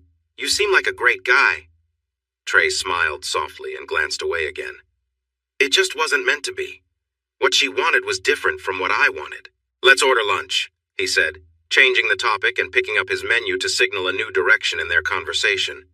Deanna observed him for a moment before she also reached for her menu. I watched her, unsure if I had really heard what she just said, and I asked her to repeat it. We were at Giordano's Pizza, sharing a deep dish pie. I have a weakness for their pizza and often order it weekly. The kids don't care much for it, but as I tease them, they wouldn't recognize good pizza even if it was right in front of them. They often point out that I sometimes have it all over my clothes. Forget them. They aren't my kids. I know it. Anyway, this was the first of the dinners that Deanna was eager for us to have. She knew what I liked and picked this place for us to eat, knowing I would say yes just because it was an excuse to enjoy a big meal. What I didn't see coming was that it was a trap. We sat down and talked about our week. She mentioned she was busy with a dentist conference that was boring her to sleep. Then when the pizza arrived, and I expressed how great it smelled, she asked me, out of the blue, if I was exercising at all and if I'd like to try a sport with her. I paused before I picked up my first slice, looked at her and said, Do I look like I'm exercising? Who has the time? What sport are you talking about? She put her utensils down and replied, I just thought it might be nice for us to start a sport together so we'd be at the same level. We could both use some activity. It could be something team-related so we work together. Maybe even help us understand each other better. She smiled, looking proud of her clever idea. As I moved my pizza onto my plate, I realized her choice of restaurant was about getting me to see myself in a negative light, not about my preferences. I began to cut my slice, which was thick like a pie, and casually asked her what sport she had in mind. Her answer made me double-check I heard it right. Table tennis, she said. Surely I must have misheard her. But she repeated it. I was stunned. No, was my sharp reply. No way I'm playing ping pong with you. That's just not happening. Okay, she said calmly, hiding her feelings. What should we do instead? I was caught off guard. She had tricked me into agreeing, and now I needed to think of something. I decided to be a little silly to see how she would react. How about frisbee golf? I've always thought that looked fun, I suggested, expecting her to laugh it off.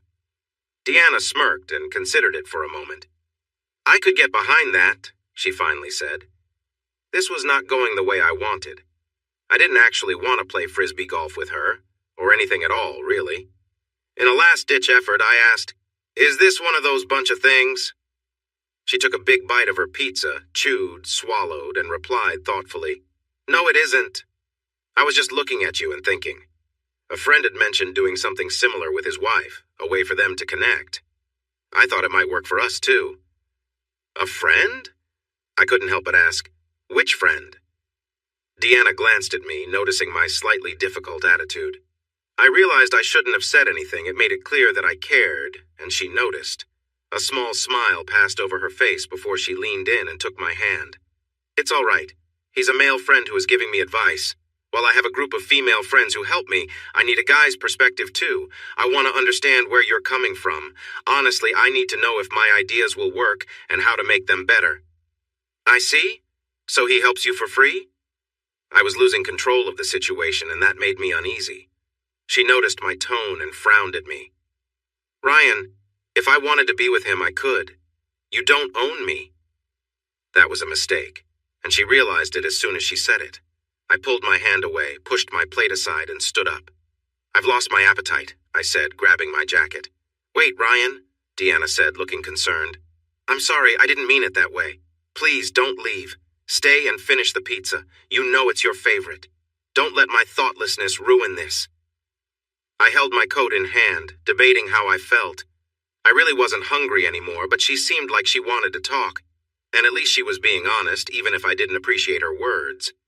I sat back down, though I didn't touch the pizza. Fine, I said, not intending to say more.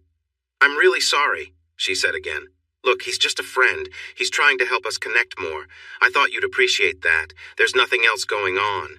You can meet him if you'd like. I didn't like it, but she was correct. I didn't own her.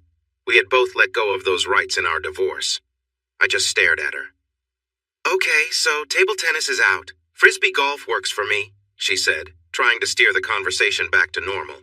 I continued looking at her, thinking about what I should do. What did it matter? She could do what she wanted, and as long as I kept reminding myself of that, I would start to believe it eventually. But she was leading this little journey, not me. I was fine on my own. What this little event showed was that her chances of getting to me were lower than she thought, and I felt secure with my own defenses. I could let her have this moment because it just confirmed that I didn't care, and she still hadn't learned the lessons she needed for us to move ahead. So with that in mind, I had another slice of pizza. Why waste it? And it was tasty. So we decided to play Frisbee golf, and boy did I learn a lot. The kids found it really funny that there was an actual game involving Frisbees and golf. They came along to our first practice. Deanna had discovered a local course, which surprised me because I didn't know there were real courses for it. Some were regular golf courses, and some were just set up in parks. I was amazed that there was enough interest to create places for playing Frisbee golf. We all learned how to throw the Frisbees into a metal cage at about head height, and how the rules are a lot like golf. You even tee off. There are different types of Frisbees for different distances, much like using various clubs in real golf.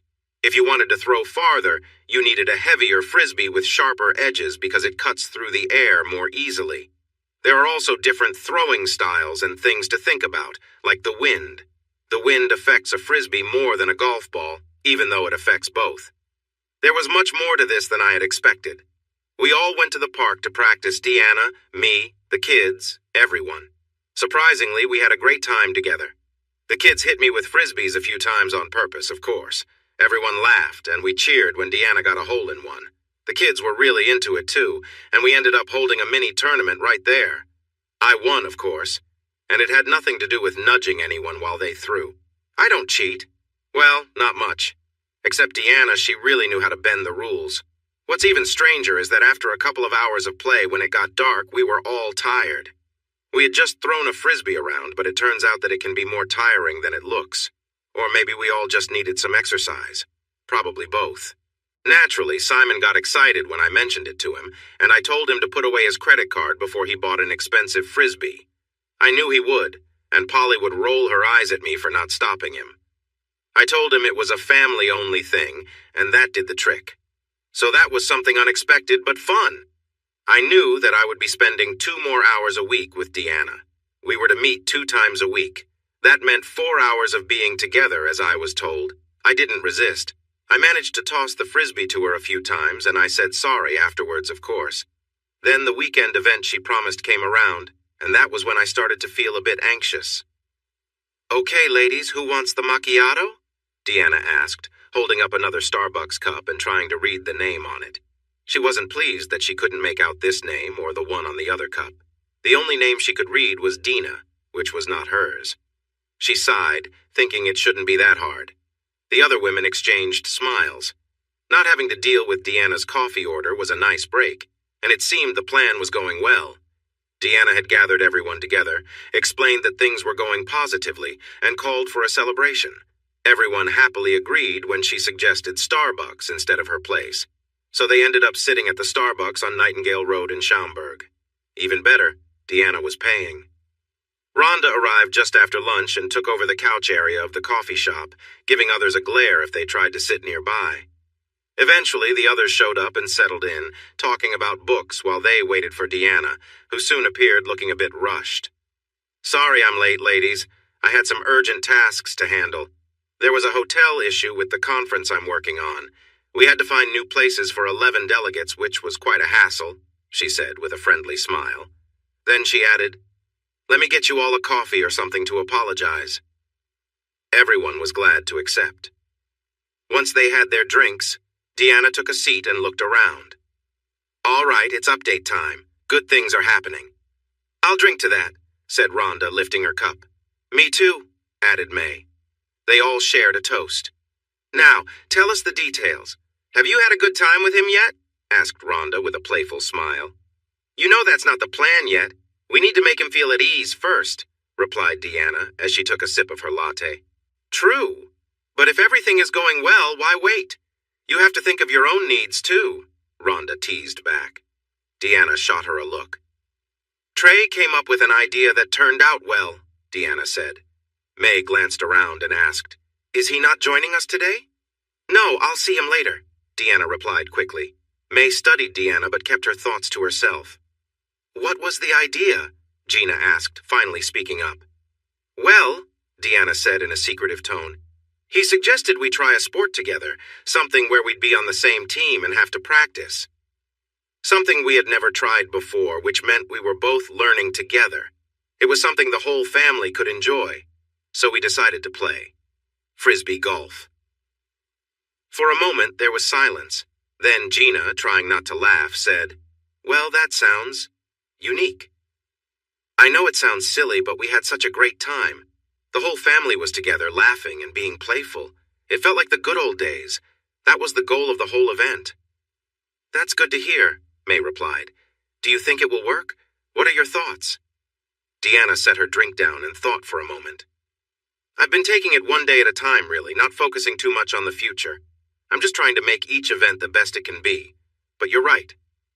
I need to check in on Ryan, talk to him, see how he's feeling. It's tough to read him these days, especially since he used to share so much. Now he keeps things to himself. I hoped we would connect more after he read the diaries, but that didn't happen. What was his reaction to reading those? Gina asked. Well, it was strange. He seemed unsure at first. He asked where I was when I was writing and what I was thinking, but he didn't share much about his own thoughts, Deanna explained. Did you ask him? Gina pressed. I tried, but Ryan has this way of making you hesitate to ask things he doesn't want to discuss. It's frustrating because you may not realize it until later that you didn't get the answers you needed, Deanna said. After a moment, she continued, If I had to guess, I'd say he feels confused and a bit lost right now. He's not pushing back, but it feels like he's letting things happen without really being involved. That could be a challenge, Gina noted thoughtfully. I mean, you're the one trying to bring him back and make up for past mistakes. It makes sense that he might keep his distance. I understand, but I hadn't really thought of it that way until you mentioned it. I need to give him more options, make him feel like he's part of the decision-making process, Deanna admitted. The other women nodded in agreement. How do you plan to do that? May asked. I don't know, Deanna said, smiling at her own frustration. The way I'm approaching this kind of takes away his chance to decide. I guess I need to find ways for him to have a say in things, to feel more involved. May cleared her throat and spoke hesitantly. Deanna, I say this with the best intentions and a strong wish to see you two together again, but have you thought about how much manipulation is happening here? It doesn't feel respectful the way you are going about this. Have you really considered it? Deanna looked at May in surprise, as did the other women. Well, I've been honest with him about what we're doing and why. I don't quite understand what you mean. We all agreed on this plan. May took a moment to think before replying. Deanna, there's more than one way to approach this. When you say to Ryan, I want to go away with you to Minneapolis, it sounds very different from saying, I've made this plan to make you interested in me again and you don't get a say in it. Did you express it that way? Deanna looked confused. Are you saying we shouldn't follow through with this? Just let it go? Her voice sounded almost whiny. No, I'm just concerned. I think what you are doing is fine. It's a good plan. But I'm worried about why you are doing it. The way you talk about Ryan isn't how a loving partner should speak. I think you might be too focused on the plan itself and not enough on the reasons behind it. I don't get it. We all know why I'm doing this. I want my husband back. I want my children back. I want my life back. Surely we all understand that. Deanna looked at the other two women, confused by their expressions. May noticed the doubt on the faces around her and decided to back off for now, saying softly, Of course. I don't know what I was thinking. Deanna searched May's face for answers. After a few moments' hesitation, she turned back to the other girls. Okay, so Minneapolis is a go. It's all set. Now we need to talk about Vegas because that's going to be tricky. Getting Ryan on board with the new ideas will not be easy, but it's important to me now, and any future we have will need it. Here's what I'm thinking, Rhonda. Can you double-check this? So yeah, that was fun, said Deanna, weaving through the crowd with Trey following a bit behind. She was holding a large stuffed minion toy. It was obviously a cheap version, but she held onto it tightly. You really didn't have to win this for me. Trey stopped and bowed dramatically, waving his hands as he did so. For you, my lady, it was nothing. Deanna paused to look him over before bursting into laughter. Sure, right, Sir Galahad. Are you going to lay your cloak on the ground too? Trey feigned annoyance. No, I'm going to push you into a puddle instead, ungrateful one. Deanna smiled and extended her hand. Well, gallant knight, what shall we do next? This fun fair was a great idea. I'm sure the family would enjoy their time here. They would definitely love the cotton candy, too. I'm sure they would, Trey replied. He looked around and said, What do you think about the do-it-yourself Ferris wheel? It looks a little shaky, but it should be fine. Deanna glanced at it and said, Sure, it looks a bit tight, but I think we can manage. She smiled playfully at him and added, Come on up and join me. She tried to sound cheerful. Sure. Trey stammered, a little surprised. A few minutes later, they were seated in the Ferris wheel compartment. It was a small wheel, just big enough for the two of them. The other compartments were full of high school students who were caught up in their own moments. Deanna and Trey exchanged shy looks, feeling a bit out of place since they were older and not doing the same. So, let's talk about something. Anything at all, Deanna said, a bit nervously. It's funny, Trey replied, looking off into the distance. I was never allowed to come to these fairs when I was a kid. Really? Asked Deanna, curious. Why not? My dad didn't like them. He thought the rides were weak, didn't care for the prices, and didn't trust the people running it. He just wasn't a fan at all. That's unfortunate, Deanna said thoughtfully. They made the full circle in silence, then she added shyly, I loved them when I was a kid. I have a memorable experience from one. Really? Trey said, surprised she would share that. Yeah, it was with Ronnie McLeod, my first real crush. She looked away, feeling a bit shy about sharing her past. There was a pause, then Trey said quietly, Wow. After a moment, hesitantly, he admitted, Mine was with Sheila Conroy, in the back of a car back in the late 90s. It was awkward and full of mistakes. I really didn't know what I was doing, still don't, according to my ex-wife. His emotion was clear. I'm sorry, Deanna said softly. I didn't mean to bring up bad memories. No, it's okay, Trey replied, though it clearly wasn't. I've moved on. Can I help? Deanna asked. Do you want to talk about it? It can be good to share. I want to know about your life. Trey looked at her, and the wheel stopped moving at the top while people got on and off below them. Are you sure? It's a pretty sad story. I'm definitely sure, she said gently. Please let me in. All right, don't say I didn't warn you. We were married for about 6 years and then... The fair music played on and the wheel continued to turn. It was a long week for me. There were many meetings, a lot of sitting around listening to our team talk. There were 5 of us now, and I thought carpenters argued a lot, but game developers took it to a whole new level. It was strange how they could shout and tease each other, then just laugh and go out for lunch as if nothing had happened. I might never understand these creative folks, but I guess that's not my job. I just have to trust them, which can be tough. Anyway, the weekend finally came. It was a long weekend, and while Monday was a day off, we decided to take Friday off too. So, when I got home on Thursday night, I found a strange van in my driveway, my kids bouncing around, a few packed bags in the hallway, and my ex-wife, enjoying one of my special coffees, sitting at my kitchen table with Paula, looking at an iPad. I just stood there in surprise. The kids froze and stared back at me, and Deanna looked up from the iPad. Ah, there you are. We were just about to send out a search party. Nice to see you too. What exactly is happening? Deanna gave me a bright smile. We're going on a road trip. This is part 2 of Operation Ryan. I did mention it. What? I said, trying to sound smart. I have things to do this weekend. I can't just change my plans like this. Deanna looked at Paula, who had a big smile and seemed ready to burst with excitement. Teenage girls have always puzzled me.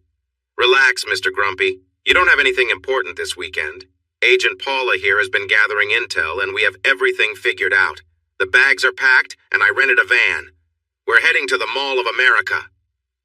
Saffron raced into the kitchen, yelling while Jamie chased her. "Dad! Dad! Jamie won't leave me alone! He keeps trying to bother me!"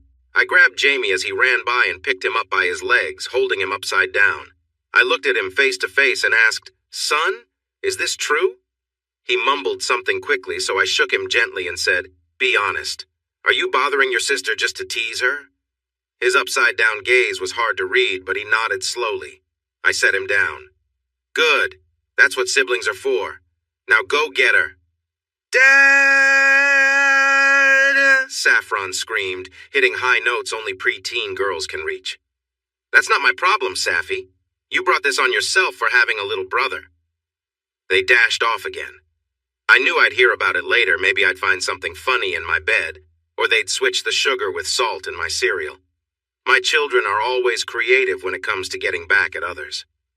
I went to the coffee maker and poured myself a cup, grumbling that Deanna had finished my favorite caramel coffee.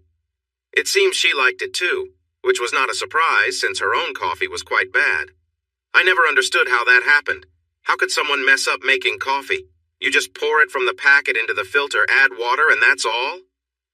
But somehow, she managed. At least now that she wasn't living with us, I didn't have to share my good coffee. "So, Paula, did you pack for me or did Deanna do it?" I asked, trying to stay calm, a little worried that it might be Deanna's packing. I could handle most things, but that would be crossing a line. "Relax, Dad. There's nothing embarrassing in there. But I do think it's time to get rid of some of those old underwear. They are looking pretty worn." I ended up laughing and nearly spat out some apple cider. That is definitely something a dad does not want to hear from his teenage daughter. "Well, that's a talk for another day, I think. Maybe a few thousand days away," I replied, giving her a serious look. Saffron and Jamie rushed through the kitchen again, this time with Saffron chasing Jamie and shouting. Deanna watched them, her expression hard to read like regret, happiness, and amusement all mixed together. I sighed and asked, "So, when are we leaving for this big shopping trip?" I really disliked malls, especially the large ones. The older I got, the less I wanted to be around crowds. It always felt like people's intelligence dropped after they gathered in groups of 8 or more. I wasn't a fan of just looking around. I preferred to know what I wanted ahead of time, do my research, get it, and then go home. That was shopping for me. But women? Well, let's just say that if they didn't try on at least 10 different things, how could they be sure they found the right one? Right, ladies? But still, I let myself be guided along. Honestly, I thought about it. Did I really want to spend a long weekend stuck with my ex-wife and all the kids? It felt a bit like I was trapped. But then I thought, if we hadn't split up, we would be doing this anyway. I had promised Deanna she could have this chance, so what did I really have to lose? So I decided to just relax and not get worked up about it. We all climbed into the van. It was nice, a Chrysler Town and Country with leather seats and a DVD player. Then we hit the road to Minneapolis, all 12 hours of it. We spent the trip enjoying movies, singing, and playing a game of Would You Rather. This was the first time Jamie was old enough to understand the questions and join in. At one point, the kids were quiet in the back after a lively debate about who would win in a fight between Pokémon and the Teenage Mutant Ninja Turtles. I learned that there are actually forums dedicated to Pokémon theories and conspiracies. Thank goodness for the internet. It really helps with learning. I looked back and saw Paula on her iPad, while Saffron and Jamie were both asleep in their chairs, leaned back comfortably. I turned to Deanna, who was focused on driving. As I looked out the window, I remembered a time when we had taken this same route. It was shortly after we got married, and we had decided to head west on I-90 for a long weekend. We didn't have a specific destination. We passed through Minneapolis, stopped by the Mall of America for a quick visit, and then went to see Mount Rushmore. It took us 2 days to get there, traveling through the beautiful Badlands of North Dakota. When we finally arrived at Mount Rushmore, we could only get about a mile away, and after half an hour, we got back in the car to find something else to explore. It was impressive to see, but once you've experienced it, you don't really need to spend more time there. We ended up going to see Devil's Tower in Wyoming, which was definitely worth the trip. You could actually climb it and get a closer look. Thinking about those past trips made me feel nostalgic, which I'm sure was part of the plan. I glanced at Deanna, who was looking over at me with a smile. She said softly, "Do you remember the last time we were on this road?" I nodded, smiling as I recalled some of the fun we had. We both remembered that moment fondly, but with the kids in the car, we didn't need to mention those details. Our shared history was enough for that moment. The weekend turned out to be enjoyable, even if I didn't want to admit it. We went to the mall and I managed to avoid most of the shopping. We visited the Lego attraction first. Jamie, Saffron, and I then went to the Nickelodeon theme park. I thought it should have been a Charlie Brown theme park instead. When I went to the Mall of America with Deanna, I really believed it had been a Charlie Brown theme park back then. We also explored the Sea Life Aquarium while Paula and Deanna went shopping. They spent quite a bit of money. Paula would be babysitting for a long time to pay me back for what she borrowed to cover everything. The hotel worked out well. We had 2 rooms. Deanna stayed in one with Paula and Saffron, while Jamie and I took the other. On Saturday night, we headed down to the hotel bar for a drink while Paula watched the kids. It was mostly light conversation. We didn't touch on any serious subjects, which was nice. It felt a lot like the old days, but there was a distance that hadn't been there before. I sensed that was intentional. They wanted to bring back family feelings without pushing too far into old habits. I found myself slipping into familiar patterns. It was surprisingly easy. I had been apart from Deanna for over 18 months, and I had learned to cope without her. I still had many memories about her that would pop up randomly, but I'd worked through the hurt, and I had made some progress in moving on. What surprised me was being back around my family and realizing how much of our connection had nothing to do with our past feelings for each other. I could feel comfortable with Deanna as co-parents, dealing with everything that came with that, without having a romantic relationship. I was amazed at how much of being a parent was separate from being in love. That said, there were still moments when things could have turned playful. Even so, those moments were less frequent than I might have expected. When we went down for our drinks, I felt a bit anxious. Deanna and I had never really discussed in detail what had happened between us. We had only touched on it briefly, and I wasn't ready to dive deeper that night. I still wasn't clear about my own feelings. Once, while having drinks, I tried to talk to Simon and Polly about it, but they responded with sarcasm and harsh comments, focusing more on their frustrations than listening to me. I knew I could never just accept what Deanna had done or simply move past it. Our marriage was over, that was clear, and I had taken steps to protect my own self-worth. But now that things had calmed down, what was next? I had gotten my life back in order, kept my kids with me, and moved on, mostly. I still hadn't really started a new romance, which puzzled me. I had tried, but hadn't felt much interest. That didn't seem healthy. Were there lingering feelings I needed to address? If there were, they weren't obvious. Did I want to reconnect with Deanna? Part of me did.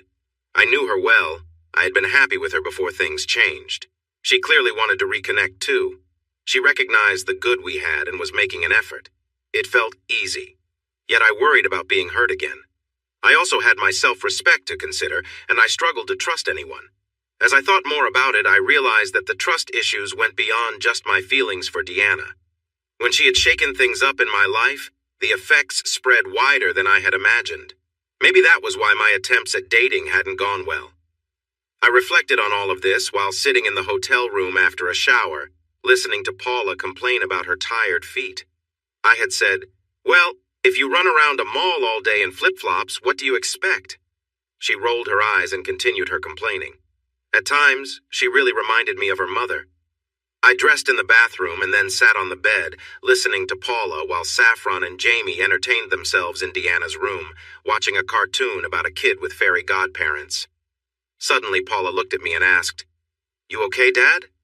I stared at her for a moment, speechless and feeling anxious. It seemed like everyone expected so much from me, and I wasn't sure I could meet those expectations, nor was I certain I wanted to. "Oh, Dad," she said, suddenly sitting next to me and wrapping her arms around me. "It's okay, Dad, it's okay." I wasn't crying, not at all.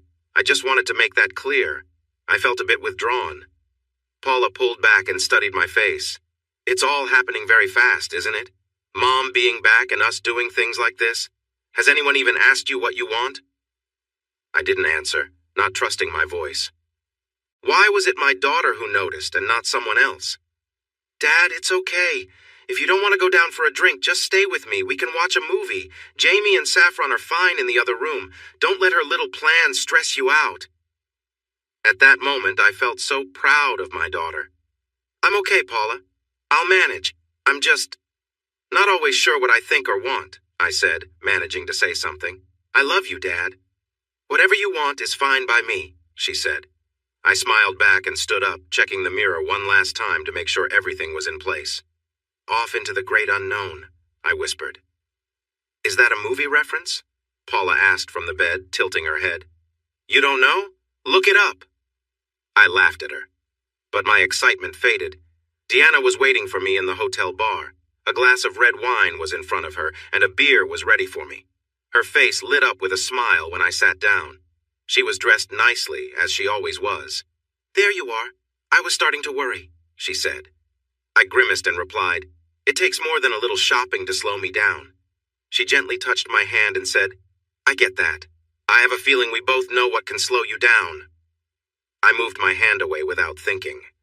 That felt like a clear signal. Deanna quickly added, Just kidding, Ryan. While I wouldn't mind some fun, we have children to think about. I don't think either of us is ready for that right now. That time will come later. She paused and looked closely at me, then continued. I can tell you're anxious. Don't worry. I'm not here to propose or grill you. There will be a time for that, but not tonight. Let's just enjoy our evening together, okay? We don't need to discuss deep feelings tonight. Just relax. Feeling a bit reassured, she changed the topic to work stuff, talking about how hard it was to get women to arrive on time for conferences. Apparently, some who were focused on their looks didn't think being punctual was part of their job. It was a pleasant night. We chatted, laughed a bit, and shared memories, carefully avoiding any heavy topics. At least it showed that we could spend time together without feeling overwhelmed, which was a step forward compared to the past year and a half. At one point, I asked her about the people she was working with. Who are they? How did you meet them? You might find it hard to believe. Jim, our therapist, mentioned a support group. At that time, I only had my sister Melissa. I love her, but she isn't very helpful. You know what I mean. Crystal wasn't talking to me either, and honestly, I wouldn't know how to react to anything she'd say. So I went looking and found them on Craigslist of all places. Really? What did their ads say? Oh, it was something like support group for those dealing with betrayal or something similar. They made it clear in the ad that the group was for women only and was not just about finding casual relationships. I had some doubts, similar to how some support groups might focus more on hiding their issues instead of truly dealing with them. But I spoke with May, who started the group, and after meeting them, I felt better. We gather once a week and talk about different topics, including our recovery journeys. It's like a social club where everyone understands each other because of our shared experiences. Is it helpful? I asked, curious. Oh, yes, very much so. I no longer feel alone. There are people I can talk to who understand, and they don't judge me because they've faced similar challenges. She shared stories about the different members in the group, describing who they were and what they had been through. I listened intently. The next day we drove home, but I thought the forced singing in the car was too much. I dislike singing in public, and they all knew that, so I guessed it was a plan to tease Dad. I got my own revenge, though. I was feeling a bit gassy that day from the breakfast burrito I had, and I made sure to disable the window controls so that only I could open or close them. I felt victorious. Deanna looked up at the sky as she left the movie theater. The air was chilly and it seemed like rain might come. Without an umbrella, she turned up the collar of her coat to protect herself. They were outside the AMC 21 theaters on Illinois Saint, having just finished watching Foster Fight, a comedy about 3 kids trying to get adopted by the family that had temporarily taken them in. You didn't think it was a bit, well, silly? Asked Trey, walking out behind her. What? It all made sense. Everything came together nicely and everyone got what they needed. What more can you ask for? She replied, a bit impatient. Well, the idea was kind of ridiculous and the ending was hard to believe. The couple just happens to win the lottery so they can adopt all 3 kids at once? Come on, that doesn't really happen. Deanna sighed. You sound just like Ryan. That's exactly what he would have said. She didn't miss the frown on Trey's face as he replied, Yes, I'm sure he would. Deanna laughed and said, Don't take it so personally. You all think the same. It's not a big deal. Many guys struggle with stories that deal with feelings. It's a known fact. You all just want to relax, watch sports, and enjoy life without thinking too deeply. The idea that feelings matter seems lost on you." Trey looked at her for a moment with a playful expression of distaste. "You know, just for that, you deserve a little punishment." A big, strong man mimicked an ape, making everyone laugh. Deanna found it funny and replied casually, "Promises, promises," while playfully raising her eyebrows. Trey paused his act, looked at her, and said softly, "If you really want." Deanna held his gaze for a moment before looking away to find a taxi. After a short search, she spotted one, waved it down, and it quickly turned around to stop for her. She would have driven, but it was a busy day, and she had spent it at an office arguing with a committee about an event she was organizing. She preferred not to drive in Chicago during the day because of the terrible parking fees. As the taxi arrived, she turned back to Trey. "Do you want to grab a drink? I still want to hear your thoughts on how to act at Ryan's office. I'm not sure how I should present myself to his coworkers. Am I just the busy mom? Or should I be more professional or act like I'm his partner?" Trey took a deep breath and replied, "All right, let's go to that bar on Clark with all the whiskeys. The Duke of Perth, I think, and about your work situation. I suggest keeping a professional distance." His voice trailed off as he climbed into the cab. The doors closed and they pulled away. When I got to work on Monday, I arrived early. I unlocked the office doors and set my backpack down in my office. I then walked into our small kitchenette.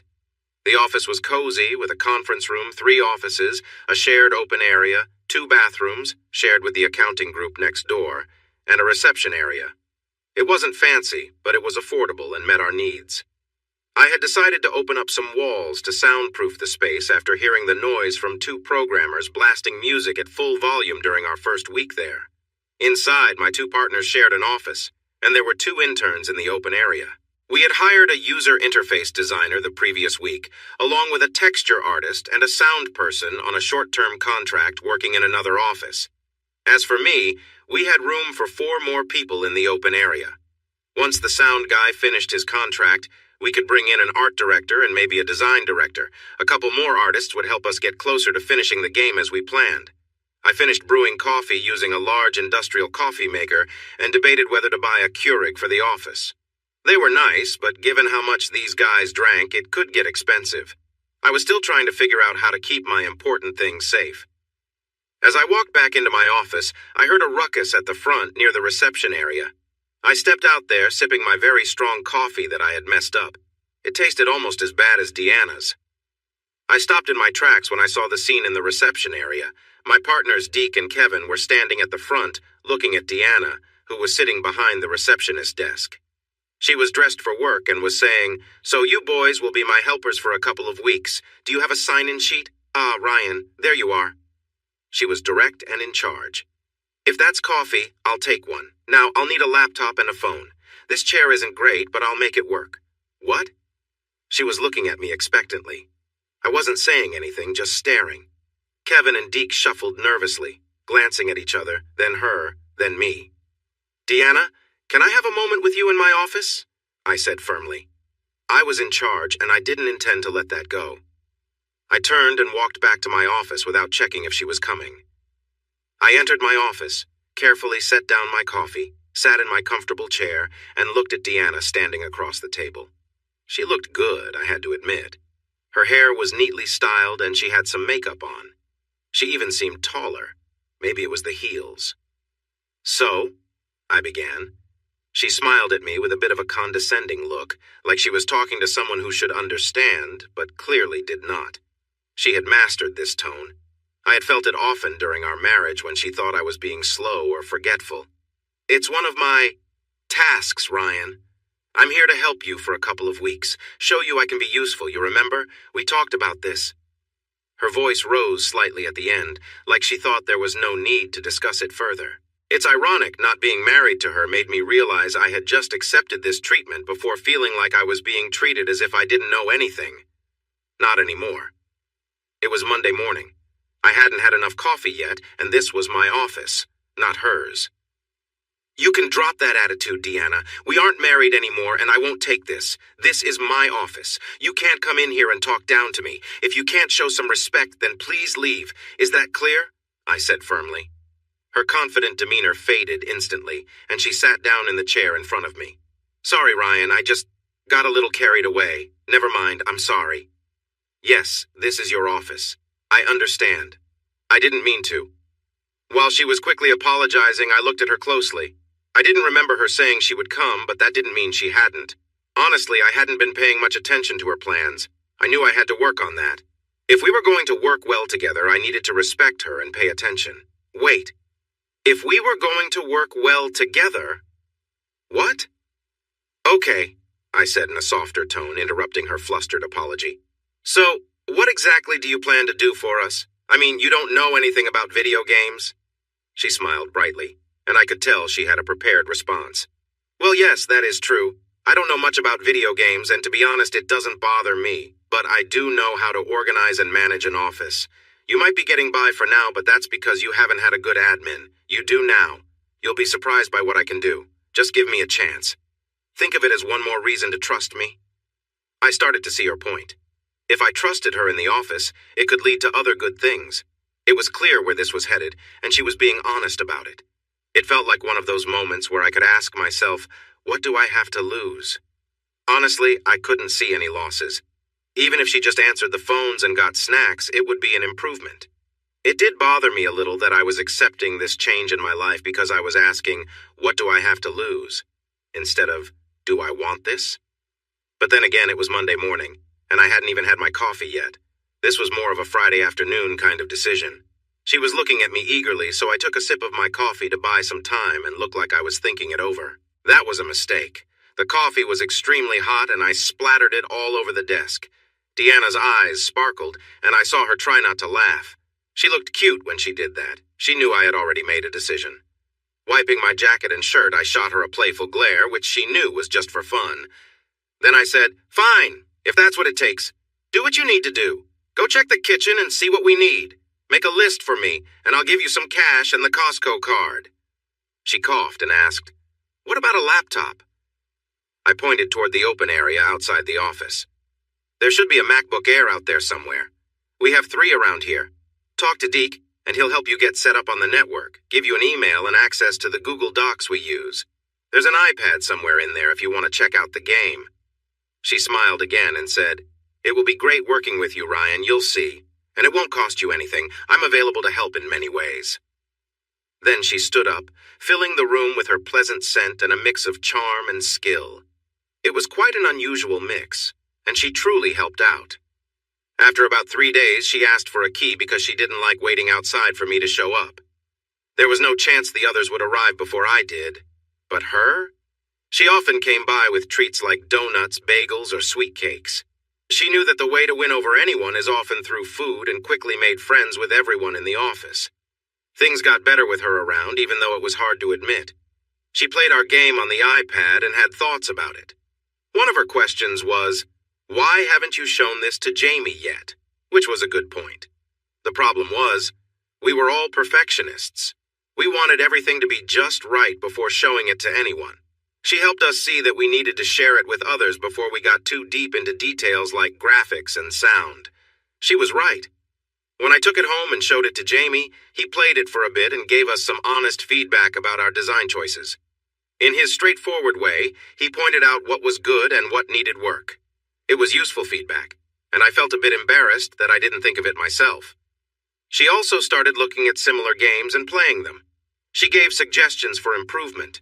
It got to the point where she was not just listening in design meetings, but also sharing her own ideas, just like everyone else. And the amazing part was that everyone began to take her seriously. Then the office changed. It wasn't just tidier, the kitchen was organized too. Dishes got cleaned, phones were answered, and there were pastries in the mornings. The fridge, which was usually avoided, was cleaned out. We even began getting different lunches together. But there was more. By the end of those 2 weeks, we got interviews from some websites and magazines. That caught me off guard. I hadn't thought about getting attention before our release, but she did. She reached out to gaming websites and asked if they would like to talk to us.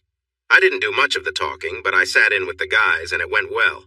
People started to follow our Twitter account, which meant we needed to share something on it. We had created a website early on, including a blog, but we hadn't posted anything. Now, with Deanna's encouragement, we began to.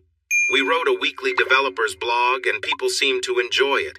Our lead programmer even got invited to be on a podcast. It felt strange. Having a receptionist and someone to handle public relations really made us feel more like a real business. I realized that even when Deanna left us, she had mentioned that she could stay for 2 weeks, but then had to return to her real job. We would need to find someone to take her place. It seemed important, even though I hadn't thought so before. This wasn't just about work. One day she walked into my office, closed the door, and in a playful way teased me. She left with a smile, saying, "Just keeping you interested." It was loud enough for everyone to hear. I was caught off guard and didn't know how to respond. While I was surprised, my body reacted without my mind knowing what to do. I sat there holding a cup of coffee, feeling flustered. Honestly, it had been a long time for me.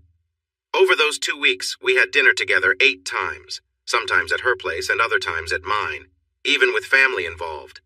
On one occasion, she came over and made dinner for us. I had a conversation with Paula because I realized Deanna had a key to my house, which felt like too much. Once I noticed, I asked for it back. Deanna gave it to me reluctantly, but I stood my ground. I hadn't been asked for a key to her place, so I didn't think it was fair for her to have one to mine. I also had a talk with Paula about how far things had gone. I was generally okay with most of it, but I wanted to make sure there were boundaries, and this was one of them. The family dinners were nice, to be honest. It was easy to fall back into familiar patterns, and I was reminded that co-parenting didn't have much to do with being a couple. Then, during the last meal at her house, everything changed again. She had made a delicious dish with scallops and linguine and white wine sauce, which I really liked. The kids were in the other room watching TV while I helped clean up, carrying plates from the table. Just as I turned around, she surprised me by coming over and kissing me. It was unexpected, but when you haven't kissed anyone in a long time, it felt nice. So, yes, we kissed. She put a lot of effort into it, I could tell. There was no long conversation after that. She just stepped back, smiled, and said, "I've waited so long to do that. Sorry I had to catch you when you weren't busy, just as good as I remembered." I stood there unsure of what to say, trying hard to keep my first thought to myself. My immediate reaction was, "But not good enough to choose me over that other guy." I wanted to say it, but I held back. I still don't know why. Maybe I was growing up or moving on, but it was still the first thing that popped into my head, so I guess I'm not completely over it. I saved that thought for later talks with the guys. The rest of the night, she acted like nothing special had happened. I sat there watching TV without really paying attention, trying to figure out what I should do next, if anything at all. Then the week passed, and other things took over. "Oh my gosh," said Deanna, clearly emphasizing each word. "Are you really sure about this, Rhonda?" Rhonda grinned at Deanna as she looked at the dress she had just tried on. Her smile widened into a playful grin. "Oh yes. Think you can wear this?" "Well, I wouldn't normally wear something like this. I mean, it's so, well, a bit too flashy." "Exactly," Rhonda replied, looking her up and down. She got up and came over to adjust the dress, giving Deanna a playful nudge. "Rhonda!" Deanna squealed. "Come on! You're wearing this dress. You can't act so proper. Plus, the woman running the store is convinced we're a couple. Might as well give her a little show. Want to pretend to kiss a bit? Really give her something to think about?" "Rhonda!" Deanna exclaimed, even more stunned. Rhonda laughed and stepped back to look at Deanna. "Well, if that doesn't catch his attention, I think he might not be interested. We just need some nice shoes and a little extra sparkle, and you're all set. Honestly, even I'd notice you." "I'm sorry if I'm late," Deanna said breathlessly as she sat down at their table in the Applebee's. It was raining outside, and she was slightly warm from the humidity in the bar area. Trey smiled at her and said, "No, you're right on time. I'm sorry. Ryan and the team went over the new bug database tonight, and I was trying to help them understand it. For a group of techies, they really struggle with basic organization." "Well," Trey said, trying to change the topic, "you're here now. So what do you feel like eating? We still have an hour of happy hour left. Want to see how happy we can get? Deanna laughed and said, I'll take $5 worth of happiness, please. Coming right up, Trey called to the waiter, not noticing the frown on Deanna's face at the word please. She didn't like being reminded of that. 2 margaritas, please. The silver kind, on the rocks, he said, glancing at Deanna for confirmation. She nodded. The waiter left and Trey continued, I thought so, just needed to double check. So what do you want to talk about tonight? Deanna asked. I was thinking, Trey said hesitantly, maybe we could talk about something else. Not the plan, just for tonight. Deanna nodded slightly. That's fine, but I really want to go over the plans for Vegas one more time. Rhonda and I made some changes, and I want to go over them with you. I need to make sure we're on the right track. There's some risk here, and I need to know what signs to look for in case I need to back off. I need to see that if I push too far. Okay? Trey tried to hide his irritation and nodded. Sure, okay. That's what I'm here for, after all, he said quietly, and Deanna didn't notice the hint of sarcasm in his voice. I know, Deanna replied, looking at him kindly.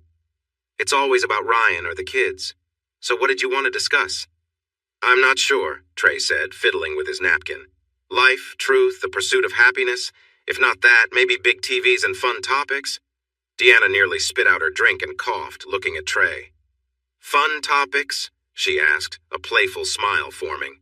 Well, yeah, Trey replied. It's an easy topic for guys. For example, do you think that woman's look is genuine? He said, nodding slightly towards a couple at a nearby table. A younger woman was sitting with an older man, dressed elegantly but showing off a bit. Deanna glanced over, trying not to be obvious. Then her eyes returned to Trey.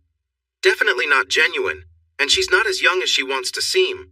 Look at how it's all pushed up. She's definitely using some enhancements. Without support, it wouldn't look like that. Trey looked at her surprised, then said, Wow, see? With you around, I learn all sorts of things. How do you know so much about that stuff? Yours are real, right? Deanna smiled and replied, Yes, all real here. Models often talk about enhancements and even compare them. They get very open about it. Now it was Trey's turn to be surprised. Really? No way, he said, eyes wide. Yep, Deanna chuckled. Calm down now.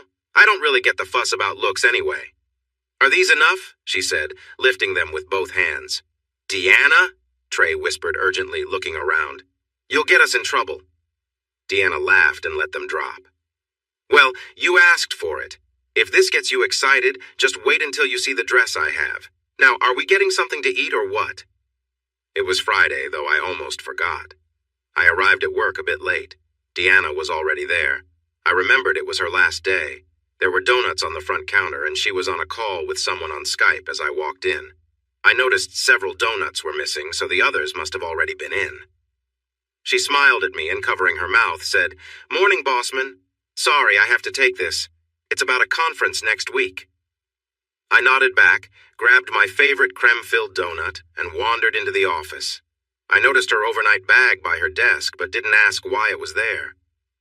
An hour passed quietly, and at 10 a.m., Deanna peeked into my office. I was busy playing the latest version of the game and struggling against the boss in the 3rd level. I was jotting down notes, one of them saying, Need to improve the graphics on level 3. It felt familiar, but it seemed fitting.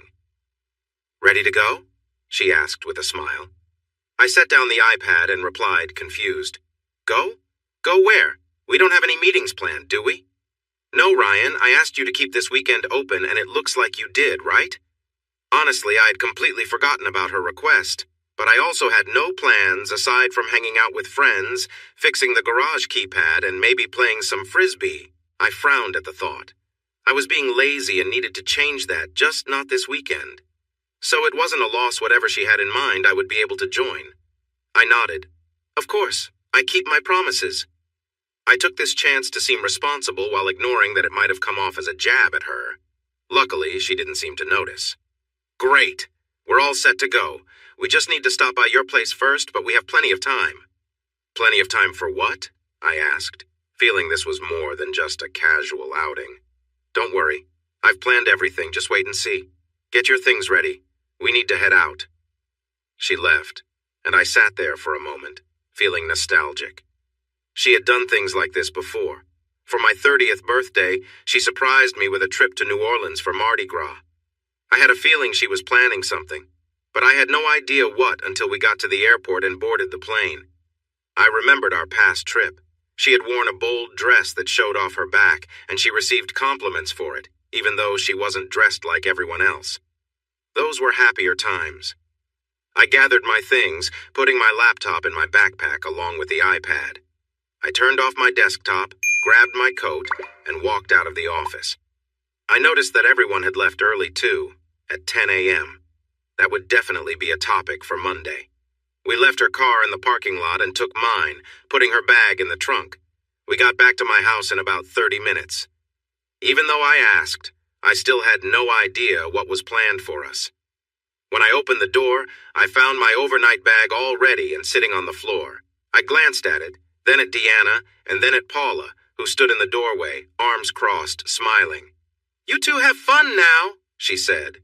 I looked at her and then at Deanna, asking, "So, kids?" Deanna understood what I meant and replied confidently, "My sister. I know she's not your favorite, but she will manage with the kids. Think of it this way. She can use some of her money on them for once." I turned back to Paula, who nodded enthusiastically. "Et tu, Brute?" I said, trying to look a little sad. It wasn't hard to do. She just smiled. "Veni, vidi, vici." Great. Now I had taught her to read using Asterix books. I knew that would come back to me someday. I wasn't too happy that Paula had gone through my things to pack for me again. My clothes were looking a bit worn lately, like she mentioned before, but who has time for shopping? If you do, you just go to the nearest store, grab a pack of basics, and leave quickly. I could never manage to look the cashier in the eye. With a deep breath, I picked up my bag, slung my laptop backpack over my shoulder, and said quietly to Deanna, "This better be worth all the trouble I'm getting from my kids." She heard me, and her smile grew wider. "Oh, it will be. Trust me." Her smile faded a bit when she said that, and I just stared at her for a moment before picking up my overnight bag and heading out. As I left, I called back, "Get something nice for me from your aunt, and make it something good. She can afford it. Maybe a new Mustang, a V8 if you can." We reached O'Hare around noon, and it was time to find out the truth. I knew it wasn't an international trip since nobody had mentioned needing a passport. I had my doubts, which were confirmed when we checked in at the United Gate for Las Vegas. As we stood in line, I looked over at Deanna, who was trying hard to appear calm and like a seasoned traveler. She glanced back at me and offered a tight smile. "Really?" I said, nodding towards the departure board. "Come on, live a little. We have some catching up to do." That thought was a bit troubling, was troubling the right word. Exciting, maybe? And not something I wanted to think about just then. Once on the plane, we settled into first class. I was glad I had charged my iPad, since this wasn't one of the newer planes with power outlets. After we got comfortable, I turned to Deanna and asked, "So what are our plans? What are we going to do?" She looked at me, and I noticed a spark in her eye that I hadn't seen in a long time, except for that other time, but I wasn't going to dwell on that. She placed a finger over my lips and said, "Shh, order a drink. We're on vacation." Then, with a playful smile, she took out some headphones from her backpack, plugged them into her iPhone, and signaled that the conversation was over. I knew we were going to Las Vegas, but I had no idea what we would do there. That seemed to be her plan. She managed to fall asleep on the flight. I didn't. I pretended to play Candy Crush Saga and struggled with it. Level 169 was challenging, and I made no progress at all during the flight. My mind was filled with questions. Would we share a room? How many beds were booked? To be honest, I hadn't really engaged with the whole "I'm coming back for you" idea. I had told her, "If you want me back, you figure it out."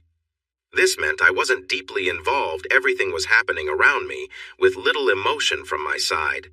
I just rested and enjoyed the ride. I didn't need to worry or do much of anything. I was simply along for the journey. I had known this all along, but managed not to think about it until now, with a drink in hand, flying high in the sky, giving me time to reflect. Everything was nice, there was no doubt about that, but I wasn't challenged to feel anything beyond simple enjoyment. Deanna made sure not to pressure me, wanting to avoid any chance of me backing out, but this meant I didn't really feel much either way about wanting her back. Still, a part of me wondered, why should I? I was the one who had been hurt. I was the one who had to hold everything together after the situation. Why should I have to make any effort? While I understood that living this way wasn't ideal, it felt somewhat true, but it came with the price of not putting in any effort. I had nothing to lose. This was nice, but it also meant I didn't have to care about anything or make any effort at all. I was keeping myself safe and not really engaging in the experience. I wasn't holding up my end of this arrangement. I wasn't sure what to call it, but I knew I wasn't doing my part. I definitely wasn't thinking about any feelings I had about it. I was pretty sure those feelings were there, just below the surface. I was still unreasonably or maybe reasonably angry at times. I felt down whenever something reminded me of a particular moment in my past. It was clear I hadn't gotten over it, which made my distance from everything a bit confusing. I had intentionally not thought about my feelings during the time she was trying to win me back. Maybe it was a way to protect myself. Maybe, worrying as it was, I really was over her, and indifferent was my main feeling. I didn't really know what I felt, and the idea of sharing a bed started to make me think. Where were we headed? Was I really considering getting back together? Did I even care much? What were my true thoughts? I couldn't even get to the big question, could I see myself being in love with Deanna again? However, I could ask myself a more immediate question. Should I have another beer? She did say we were on vacation. In the end, I didn't find any answers, and I didn't make any real progress in my game, but I did have 3 beers and felt no worries. And that was something. At least I pretended it was. Whatever was meant to happen would happen. I felt sure of that, mostly because it meant I didn't have to do anything. I liked thinking like that. It took us 3 hours to reach Las Vegas, and once we got there, we did all the usual things. We stood in line for our luggage and waited a long time for a cab. McCarran Airport isn't the best it seems built to move people in and out quickly, so they can head to the casinos. It feels strange to see slot machines in the airport, but this is Vegas after all. Welcome to America. Eventually, we arrived at the Luxor Casino and Resort. For those who haven't been, the Luxor is a huge pyramid-shaped hotel, about 40 stories tall. It's black and has a casino in the center along with a few theaters and exhibition halls. At that time, they were showcasing an exhibit about the Titanic and another about preserved bodies. I imagined the people who lost a lot of money at the poker tables and couldn't pay. At night, the hotel shines with little white lights along the pyramid's edges and a big beam of light that shoots up from the top. I had never stayed at the Luxor before. In past trips to Vegas, I always chose the cheapest places because we were just going to sleep there. Deanna went to get our room keys, while I watched our bags and admired the large buildings people create when they want to make money. It's amazing what humanity can build when they set their minds to it. It's too bad that most of the time it happens only if there's a profit in it. We went to the moon mainly because we didn't want the Russians to get there first. Deanna returned with a big smile, and we headed to the unique elevators that move at an angle. Elevators have to work this way in a pyramid since all the rooms are on the outside, leaving the inside mostly empty. We arrived on the 34th floor, and it felt strange to walk down a hallway where one side just opened into the vast space of the hotel. Up there, you could easily see how someone might think of jumping down. It would certainly make a big splash. Deanna made a grand effort to open the door to our room, and suddenly it was the moment of truth. How many beds would we have? I felt a bit nervous for a moment. I shook it off and stepped inside. We had a suite. There were 2 rooms, a living area with a couch, a table, and a small desk, and a back room with a large king-sized bed. I glanced at the bed without saying much. Deanna entered behind me and paused before saying, "Well, look, I would like you to join me in bed. But if you don't want to, the couch has a pull-out bed, and I can sleep there." I looked at her, then back at the bed, and mumbled something that didn't come out clearly. Whatever I said, it felt fine to me. Deanna came up from behind and wrapped her arms around me. It was the closest anyone had been to me, aside from my kids, in almost 2 years. She just held me quietly. I wondered how it looked if someone else was watching us. Me standing still, arms at my sides, staring at a bed, and her behind me, wrapping herself around me, offering closeness while I didn't respond. After a moment, she said, "It's going to be okay, Ryan, really. Just go with it. It'll be great." She was keeping her spirits up, and I appreciated that because I felt all mixed up inside. She let go of me and said cheerfully, "Okay, let's drop off our bags and go downstairs for a drink. We are on vacation." And so, that's what we did. We went downstairs, and she seemed to know exactly where she was headed. She guided me out of the hotel, across a walkway over the wide streets of Vegas, and into the New York Hotel on the Strip. I just followed her, trying to figure out how I felt. She took me into an Irish bar in the New York casino called Nine Fine Irishmen. It was right up my alley. The walls were made of large wooden panels, and there was a big bar area. It was the kind of place I could enjoy all afternoon. I stopped for a moment, taking it all in, when we entered. Deanna walked a little ahead of me and then noticed I wasn't right behind her. She turned back and smiled. "I thought you would like this place. Let's get a drink." She pointed to a table that actually had a beer pump built into it. It had two, in fact.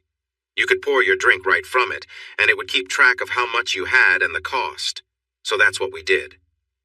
As we sat down, Deanna placed her bag on the table, signaled for 2 glasses, and then said, "Let me pour for you." Something in my expression must have shown her I was feeling overwhelmed. She finished pouring and just looked at me, concern in her eyes. "It's a lot, isn't it?" I took a long sip and nodded, unsure of what to say. She pressed her lips together and said, "Look, Ryan, clearly this is something I want to do for you. I want to make new memories together, just the 2 of us. Experiences that are ours alone. Do you see what I mean?" I nodded again, and then thought I should say something. "So what's the plan? Is there one?" Deanna took a drink herself and then smiled playfully. "Of course. Tonight we're going to the LAX nightclub at the Luxor. It's at the top of the pyramid with amazing views. You'll love it." I raised my hand, ready to protest, but she interrupted me. "I know nightclubs aren't your favorite, but trust me, tonight will be unforgettable. Just go with it, please. I want this to be special for us." She asked me to trust her, and I did. But then again, I hesitated. This was confusing. I sat there looking at her. Finally, I shrugged. What did I have to lose? I took another drink to hide the fact that I was actually concerned, and I wondered why. We sat for another hour, and I managed to finish 3 more beers. I was tired and ready for bed after the 3 drinks I had on the plane. Deanna understood and led us back to the hotel room. I collapsed onto the bed and slept for 3 hours. When I woke up, it was dark outside, and I could hear Deanna humming in the other room. For a moment, I thought back to 18 months ago. Deanna used to hum when she was getting ready for something important. It meant she was happy and in control. She often hummed songs from the 80s, like ones from Journey. Now, I recognized the tune as The Final Countdown. I let out a big yawn and sat up in bed. I was still in my clothes, feeling sticky from the long travel and too much beer. Luckily, my head felt clear. There was a knock on the door, and Deanna peeked in. "Come on, sleepyhead. We have dinner and then we're going out. It's just after 9. Take a shower, shave, and put on some clothes. Paula packed some things for you." Then she closed the door and I got out of bed, stretching my limbs. I walked over to my suitcase to see what Paula had chosen for me to wear. Fortunately, she had done well. I found a black button-up shirt, black pants, shoes, socks, and my best underwear. There was also a black tux jacket I had bought as a joke but ended up liking. I took a shower and noticed the lovely scent of perfume in the air. It looked like Deanna had already used the shower and her things were laid out neatly. After getting dressed, I realized I needed to get back to exercising. I walked into the living area of the suite and stopped in surprise. Deanna was there, but she looked different from any time I had seen her before. Her hair was long and shiny, styled to add more volume. It wasn't quite the big hair from the 80s, but it was definitely inspired by it. Her makeup was perfect, even more stylish than usual. She wore bright red lipstick, some blush, and eyeshadow, with well-groomed eyebrows. Long earrings and a choker completed her look. She turned and asked, "Do you like it?" The dress was stunning. It was short and fit tightly at the hips, reaching down to mid-thigh. The front was cut low, and while it gathered on the sides to keep things modest, I knew that if she moved, it could reveal more than intended. The dress was white, suggesting she wasn't wearing much underneath, and she had on white thigh-high stockings. She noticed where I was looking and playfully adjusted her dress. You couldn't wear garters with this dress because it was too tight in the thigh and would show. I noticed she was wearing a pendant. It was long and hung right between her breasts, with something small and shiny on it to grab attention. She also had on white high heels. I honestly didn't know what to say. She looked like someone from a classy magazine. I opened my mouth to speak, but nothing came out. "Okay," she said. "I can see this is a surprise for you. Here's the deal. I want to make new memories with you, but I've discovered something new about myself. We've never talked about it, but we should. I don't know how much you know about what happened, but I found that I enjoy interesting situations." She waited for my response.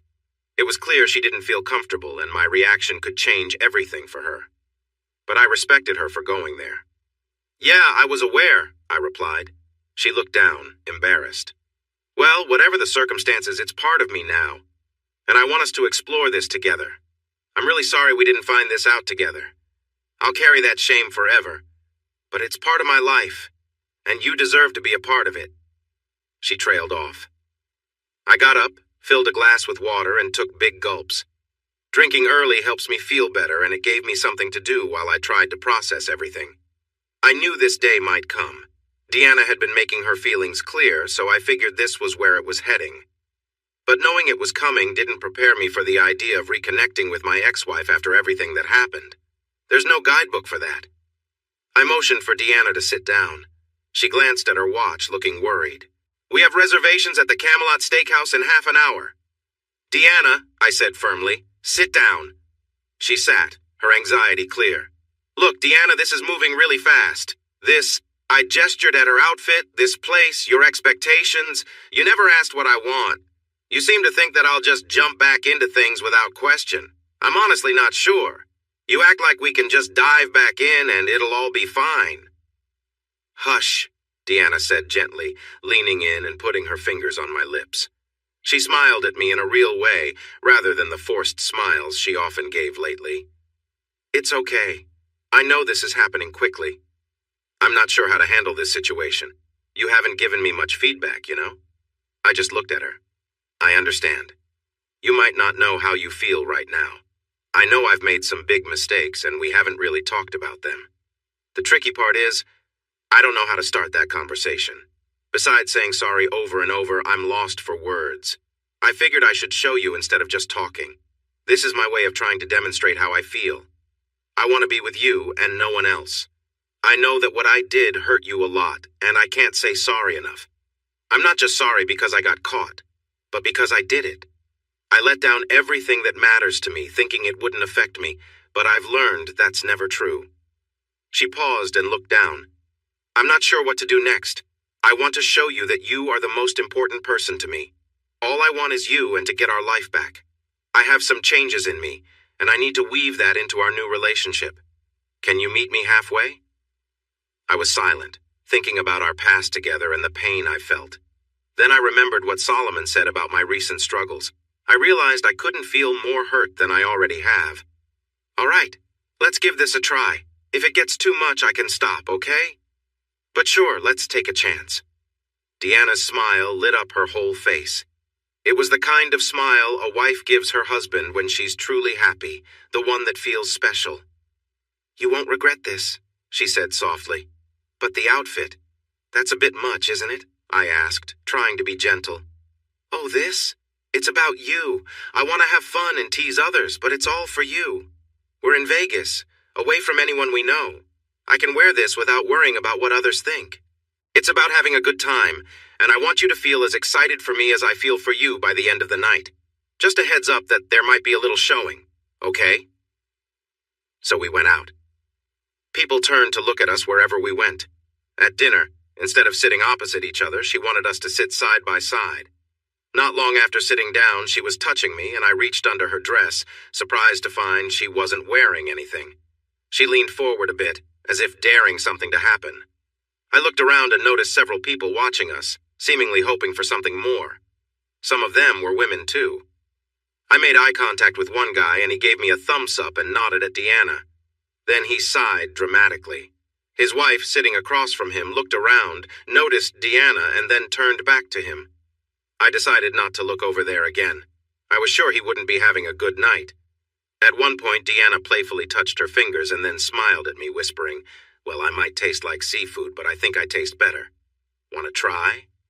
She offered me her fingers, and I must admit, I did give in. I enjoyed it more than I expected. As we were leaving the steakhouse, we bumped into a group of younger women, all dressed up in outfits that were similar to Deanna's, though a bit less flashy. I didn't see any men around and wondered what was happening until I realized the restaurant was right next to a venue called Thunder from Down Under. It wasn't, as I joked to Deanna, a comedy show, but more like a dance show for women. Honestly, it was a bit much for me.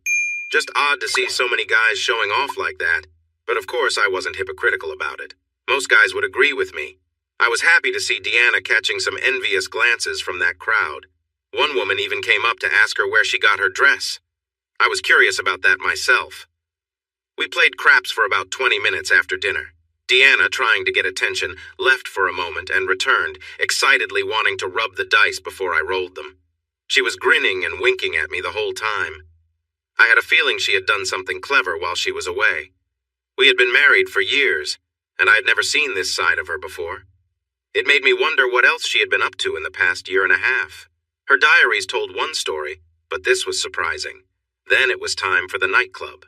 By the time we got there, it was almost midnight, and we had paid a good amount to get in. The doorman's eyes widened when he saw what Deanna was wearing. The view from the club was amazing, though the view right next to me was pretty impressive too.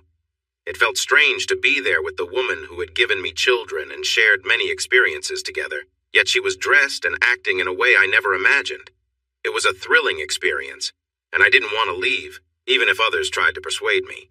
Guys approached Deanna, even with me standing right beside her. One man wanted to dance with her, and she simply said, "No." He lingered nearby until I had to explain what stalking meant and gave a signal to the bouncers. When I stepped away briefly, I returned to find a couple trying to engage her in conversation. She laughed and sipped her drink, appearing genuinely interested in their friendly approach. When I came back, I simply stepped between her and the other guy, making it clear I was with her. Deanna was quick to play along, wrapping her arms around me and saying, "Glad you're back, honey. We have unfinished business." It was a warm moment. Apart from that, most people kept a respectful distance, though she was certainly drawing attention. She danced freely, and her dress skirt moved with her, giving small glimpses of her style and confidence. Her energy was electric, and I could feel the curious glances around us. There was a range of expressions, from admiration to curiosity, all wondering about the connection between us. After a few drinks, I relaxed and enjoyed the moment. Deanna's lively spirit was infectious, and it was refreshing to be around someone so carefree. I couldn't help but think of how surprised our friend Solomon would be if he saw us. There was a brief moment when the bouncer gave us a knowing look, signaling for us to keep things in check. Deanna just laughed, leaning in close and whispering that she was ready to call it a night and head somewhere quieter. We decided to leave and took the elevator down to the main floor. The elevator ride felt like an adventure in itself, and by the time we reached the lobby, we were laughing and in good spirits, both of us caught up in the fun of the evening. The doors opened, and we stepped out, ready to continue the night with a smile. I've seen something about Mary, and I wanted to avoid that kind of mix-up. We headed straight to the other bank of elevators that went to the rooms and took it up to the 34th floor. Once we arrived, the energy between us was high as we both felt caught up in the moment. Feeling a rush of excitement, I quickly took out my phone and snapped a picture of her. She was slightly disheveled, with a big, joyful smile. I sent the picture to my email, knowing it would be easier to retrieve later. We stumbled into our room, and the night continued to unfold in ways we hadn't experienced in years. The mood was light, and we both shared laughs as we opened the curtains to take in the view, feeling free with no one watching from outside. The connection we shared felt natural and fun, and the time flew by as we talked and enjoyed each other's company. As the night went on, we explored different ways to be close, bringing new energy to our time together. The joy and laughter from that evening left an impression, one that reminded us both of the importance of reconnecting and letting go. It was a memorable night, and by the time the sun began to rise, we were both ready for some well-deserved rest. I didn't kiss her afterward. I have my limits. I know some guys enjoy that, but it's a boundary for me. We slept for about 4 hours, and I woke up to her being very affectionate, which had never happened before. I didn't expect it to happen again, but at least I could check that off my list. She was enthusiastic, stopping only to look me in the eye and say, "Are you up for round 3?" before diving back in. My body surprised me, showing no signs of hesitation. I challenge anyone not to react that way when waking up to someone so charming. So, we had another moment together. This time, we took it slower. I figured she might be getting tired, just as I was starting to feel a bit sore myself. It was nice to focus on each other. She wanted to try by the windows, but the angles made that impossible. In the end, I found myself resting after we finished. I had to get up and stretch, feeling a bit cramped in my thigh. When I looked back, she was smiling and seemed happy. She said, "I've missed you and learning all this with you." I just smiled back and replied, "Happy to help." The next day, we barely left our room. We slept in, ordered brunch, then went to the roller coaster and back to relax at a bar, enjoying ourselves for another evening. That Saturday night, we enjoyed a lovely dinner at a French restaurant. Later, we had some cognac and a cigar in the lounge, pretending to be fancy and watching the people around us. Luckily, Deanna felt more like a sophisticated woman that night. I don't think I could handle another wild night like before. We did talk about our dreams and desires. "So, we talked about this before when we were together," Deanna said after a sip of her drink. "Sorry about that. Anyway, what about now? After last night? Did it change how you see me?" I thought carefully about my answer while enjoying my drink and cigar. I was trying to act more mature. I could see that she seemed a bit uncertain. I don't think it changed much. It added something for sure. A new layer, maybe, but I already knew it was there. She looked away, lost in thought. After a minute, she asked softly, "So, where do you think we are now? We've gotten back on that horse, so to speak. What are you thinking?" I can never tell anymore. I smiled slightly and replied, "It's become a habit. I was hurt before, and I don't show it as easily now." She nodded and said, "Yeah, the therapist mentioned that could happen after my—" She paused and finished with, "incident." "Look, I don't really know, Deanna. Last night was, well, great. There's no doubt about that. But we have bigger problems. Our car is still badly damaged. One fun night doesn't fix that." Deanna's expression changed, and she muttered, "I guess you wanted to say that." "I'm not saying there's no future, Deanna," I said gently, putting my glass down and leaning closer. "But I don't think trust can be rebuilt overnight, you know?" Deanna hugged her knee and rested her chin on it. "I know. I understood that from the beginning. I just want to give you a reason to try, to want to try," she said, still looking away. "I understand, Deanna, but after everything that happened, can you blame me for being a little cautious? I'm here, aren't I? We're doing this together. Some might have thought we wouldn't even be in this situation, sharing drinks. I'm one of those people." Deanna sighed. "I know. You're right. It's just so tough.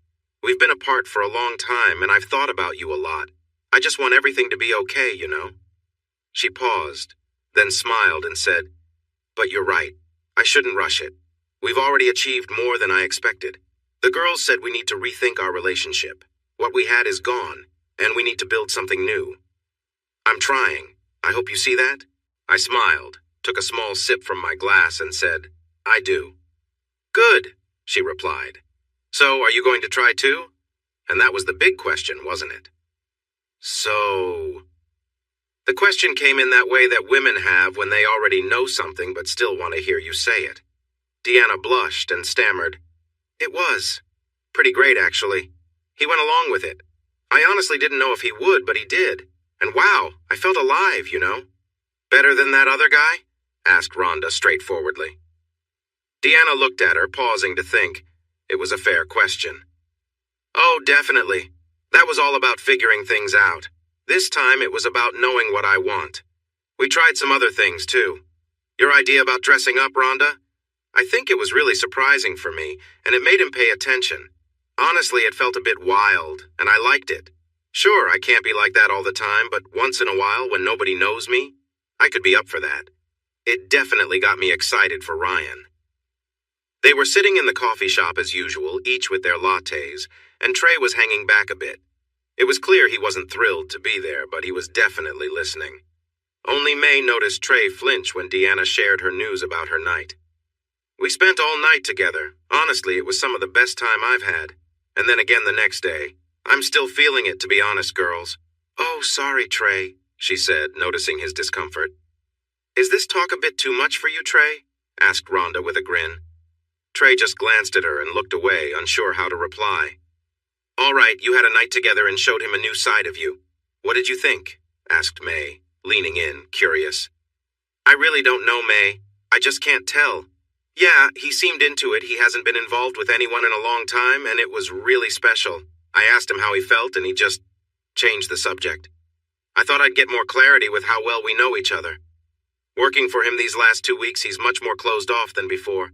I still don't really know where we stand, but he hasn't shut me out, and we have plans for dinner. It's just so frustrating, you know. I thought I'd be further along by now. Gina placed her hand on Deanna's arm and said, Hang in there, girl. It's been a couple of months. It takes a while for things to heal for a guy. You know what you want, but he has to find his way there on his own. I know, Gina. I just want this to be settled. I want us to move forward. You really are all about getting things done, aren't you? Trey suddenly said. I'm sorry? Deanna replied, confused. Well, it seems like it's all about finishing tasks for you. It's not just about how he feels, it's about, here's task A, this is what I want, and how do I make it happen with you? Maybe that's the issue? You're treating this like a checklist, but it's not like that. It takes time, it takes effort. You have to show him you can be trusted. It's not just about big gestures, it's about being there every day and doing the little things. You seem like you just want to get it over with and move on, but it doesn't work that way. There was silence after his words, and Deanna looked frantically at the other women. Is he right? Am I handling this all wrong? The other girls looked at each other before May thoughtfully said, Well, he could be, but what else can you do? You made it clear that you don't expect to be completely forgiven, right? And you know trust takes time to rebuild, yes? Deanna nodded at May, her eyes close to tears. Rhonda got up and sat on the arm of Deanna's chair, gently rubbing her arms. Look, I didn't mean to bring everyone down. I'm just trying to be realistic here. You did something pretty serious, Deanna. It's not going to be okay right away.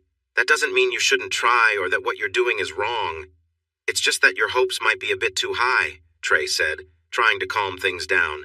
He's right, Deanna. I agree, said Gina, and Rhonda nodded in support. Take it slow. Think about it this way. He hasn't pushed you away. That door is still open and it could easily have been closed. Deanna nodded, feeling a little better. Yeah, I guess. I just want to move forward with my life, you know? I want that close family feeling back. I know, Gina replied. I understand. Hey, after the last thing, maybe this will help. It's a big step after all. Everyone sat in silence for a moment, lost in their thoughts, sipping coffee and looking around. To lighten the mood, May asked, So what's everyone doing tonight? Anyone up for dinner? Can't. I have plans. Rhonda smiled. Gina sighed.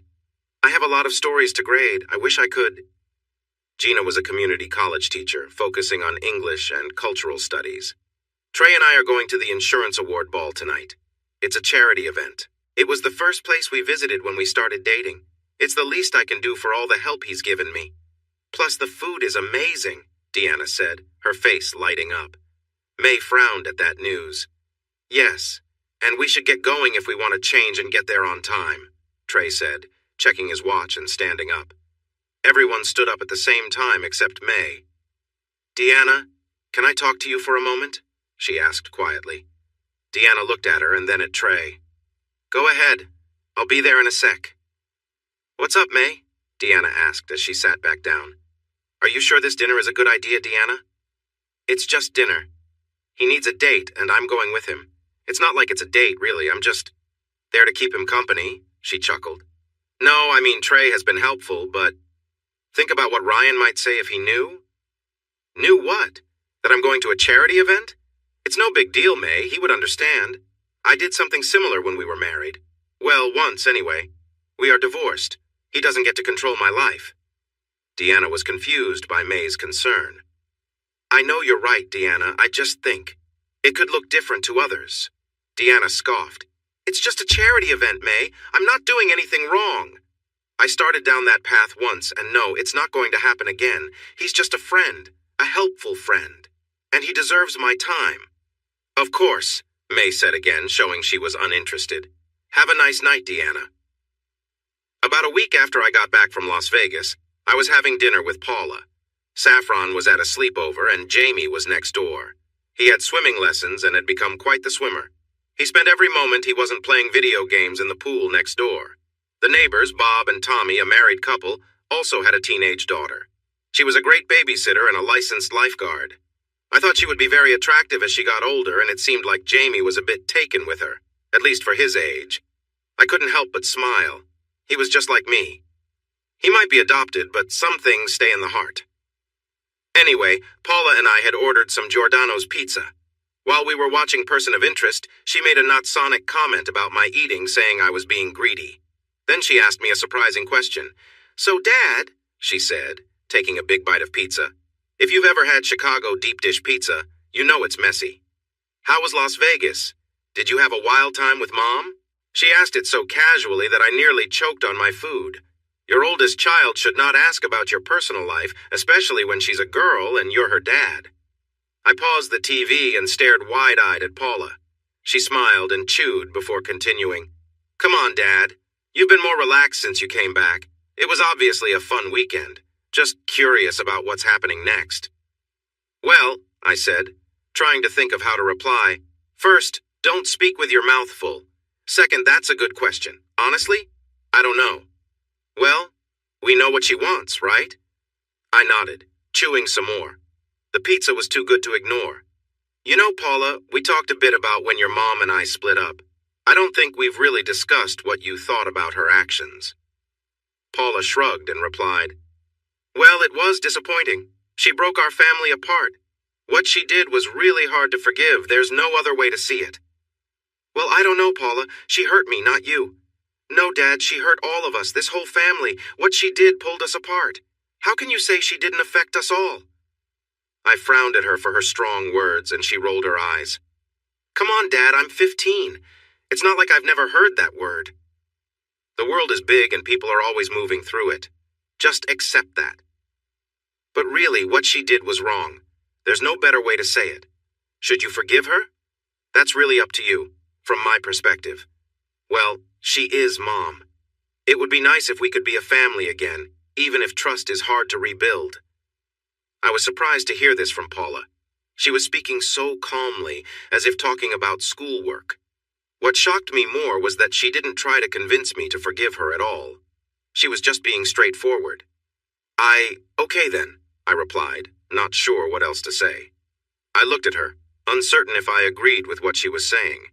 It all felt too simple and fit too neatly into my own feelings. There was no need to worry. We definitely had better times together. You have to admit that the trip to Minnesota felt like old times, right? And let's be real, Dad. You haven't always been perfect during this, either. What? I said, my piece of pizza halfway to my mouth and now forgotten. Oh, come on, Dad. Do you really think you could mess around with that video screen at the ball game and we wouldn't feel the effects?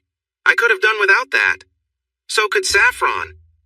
I had to handle multiple situations at school because of it, and I know Saffron faced her own troubles. Everyone knew what happened. We had to deal with it. I'm glad you took your chance to get back at Mom, but you didn't think about us at all, did you? So yeah, we could have lived without that. So don't act like you're perfect, Dad. You're not. Then she went back to her pizza. I just stared at her. The worst part was that she was right about everything. I hadn't considered Paula, Saffron, or Jamie when I acted. I was just upset and reacted selfishly.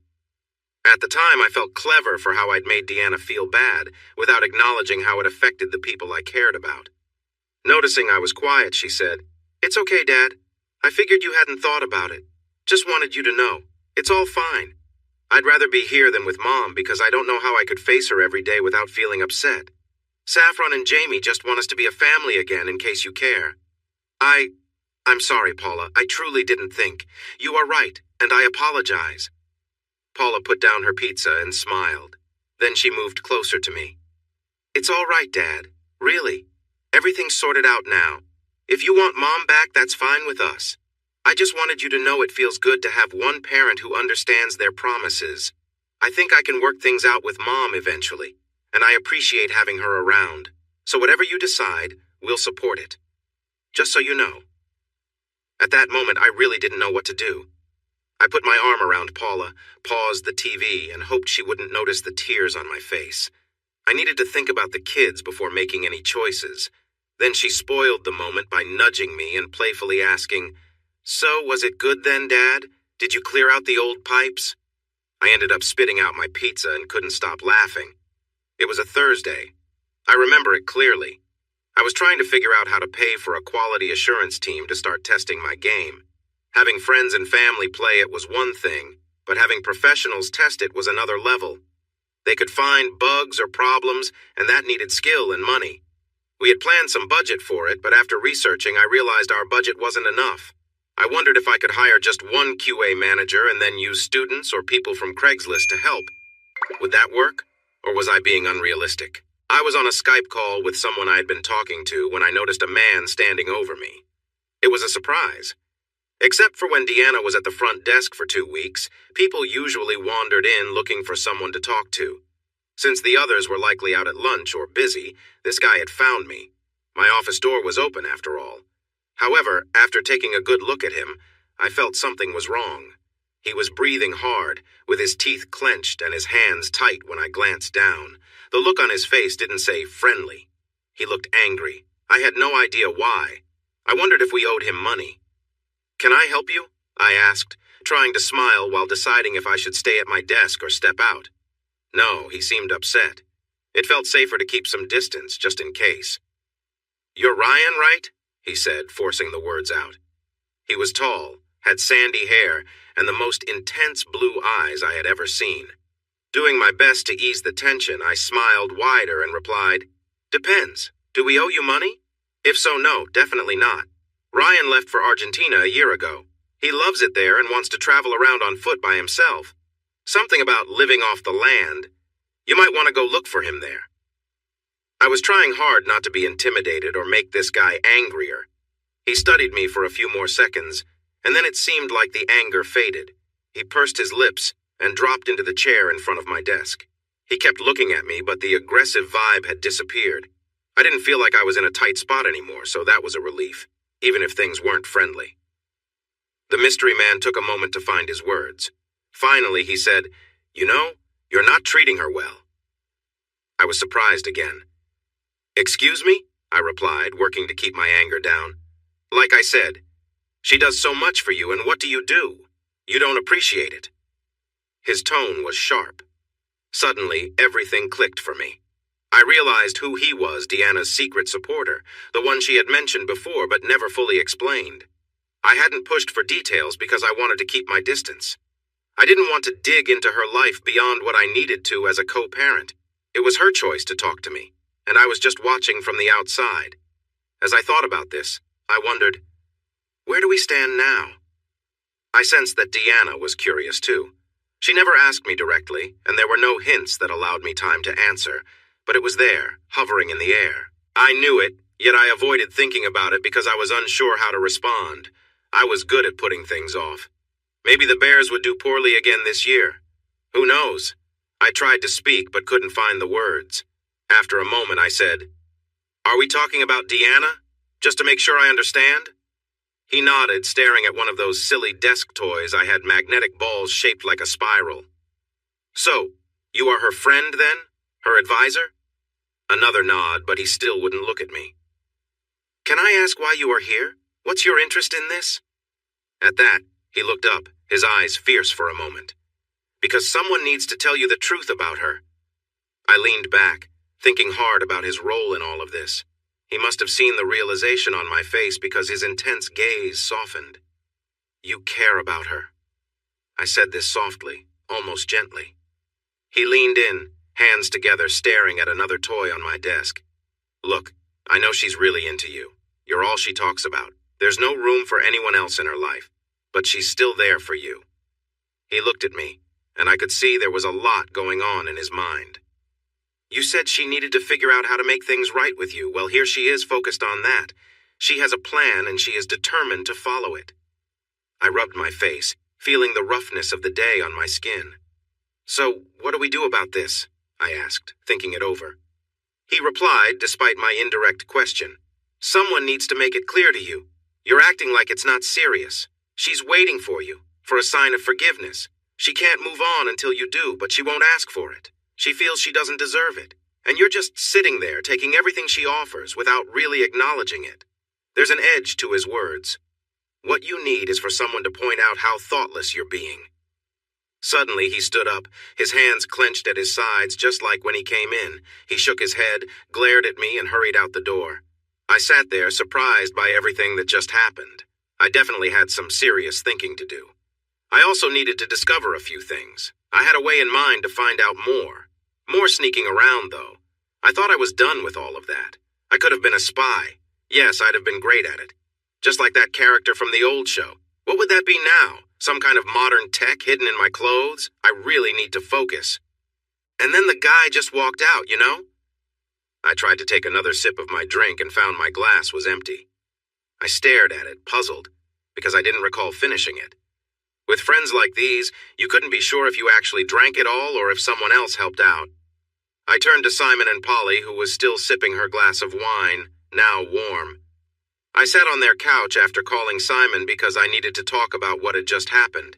He suggested I come over. He said he'd gather some friends so we could figure out this tricky situation. Sometimes his ways of speaking are a bit odd. Anyway, I was there, having arrived, received a drink, and told to share what happened. I had hesitated about waiting for the others, but they insisted I just start talking. They would rather hear it twice than wait. Great. Then the doorbell rang. Simon got up to answer it, and I waved my empty glass at him, hoping he'd bring me another. I looked at Polly, who was now playing with her wine, swirling it around the glass like someone trying to make music. She clearly wasn't very good at it because I couldn't hear anything she was saying. She was nodding as if she understood something and suddenly said, that was helpful. The room became lively as Simon, Jonathan, and Solomon walked in. "I'm here because I was called," Jonathan stated. He always seemed to take cues from romantic comedies. "I brought Solomon with me," he added as I glanced at Solomon. He nodded and took a seat on the couch opposite the coffee table. We were in Simon's living room, which had no TV, just a fireplace and 3 sofas arranged in a U shape around it. "What's up, friend?" Solomon greeted, flipping his head toward me. "Friend is fine," I replied, trying to sound casual. Solomon made a face. "No, really, just don't do that." Simon looked around as Jonathan settled in too. He noticed the empty glass and said, "I'll get more," then walked off with purpose. Solomon saw what Polly was doing with her wine glass.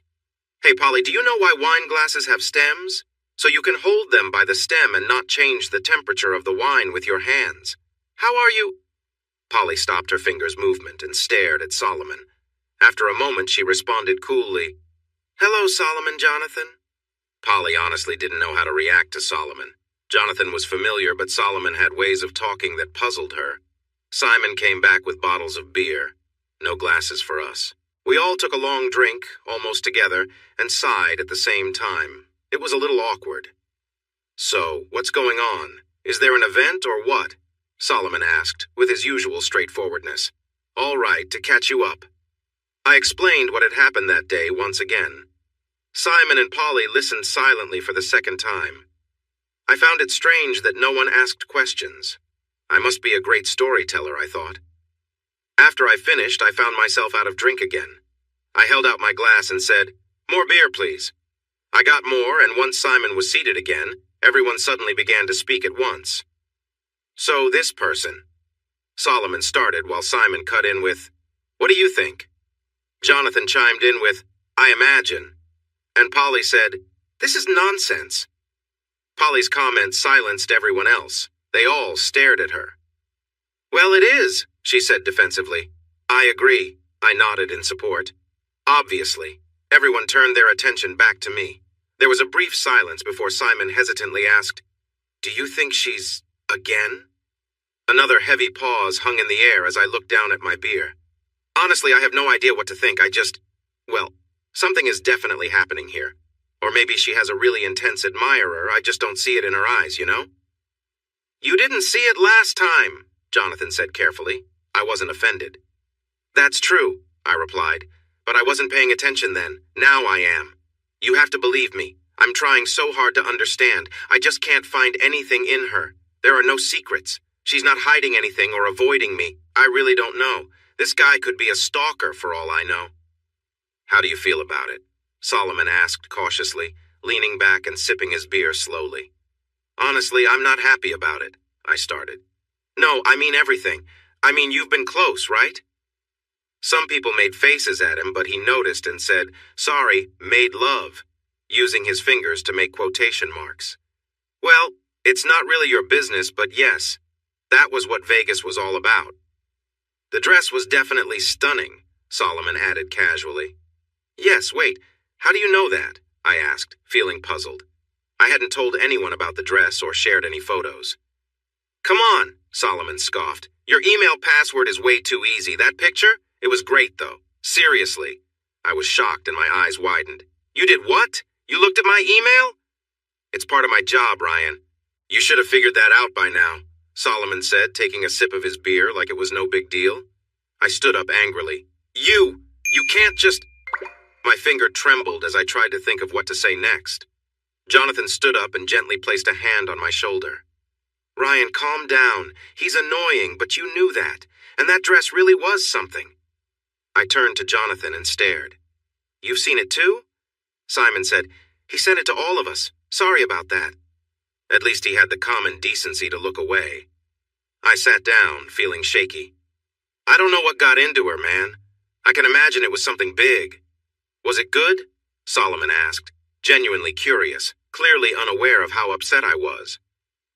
A gentleman never shares that, I tried to say confidently, but failed. Are there any gentlemen here? I don't think I've ever met one, Polly replied sarcastically, looking around at the guys. Thanks for that, I said with a hint of sarcasm. It was good. Interesting. I was involved in her new interests. Ooh, was it public? Tell us more, Simon exclaimed before Polly elbowed him in the side. Seriously, though, what do you think about all this?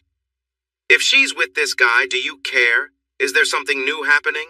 Are you trying to fix your marriage? What are your thoughts? Is it time to move on or what? That was the big question I had been thinking about during the drive to Simon's house. I have. No idea. That's the problem. The last few weeks have been great. We've reconnected as a family and been close, but I can't. I just don't... I'm not sure what I'm feeling right now. So many emotions are mixing together. Being with her is easy, you know? It's like a warm, cozy coat. I know it well, and it knows me. It feels safe, just like it protects me from the rain. We paused for a moment. So, what do we do next? Jonathan asked. We need more information, I guess, I replied. Jonathan let out a surprised snort. Maybe we should start our own private detective agency. We do a lot of this work already. How are you going to manage that? Simon asked. I have an idea. I was sitting in the corner sipping my large apple spice cider at Starbucks.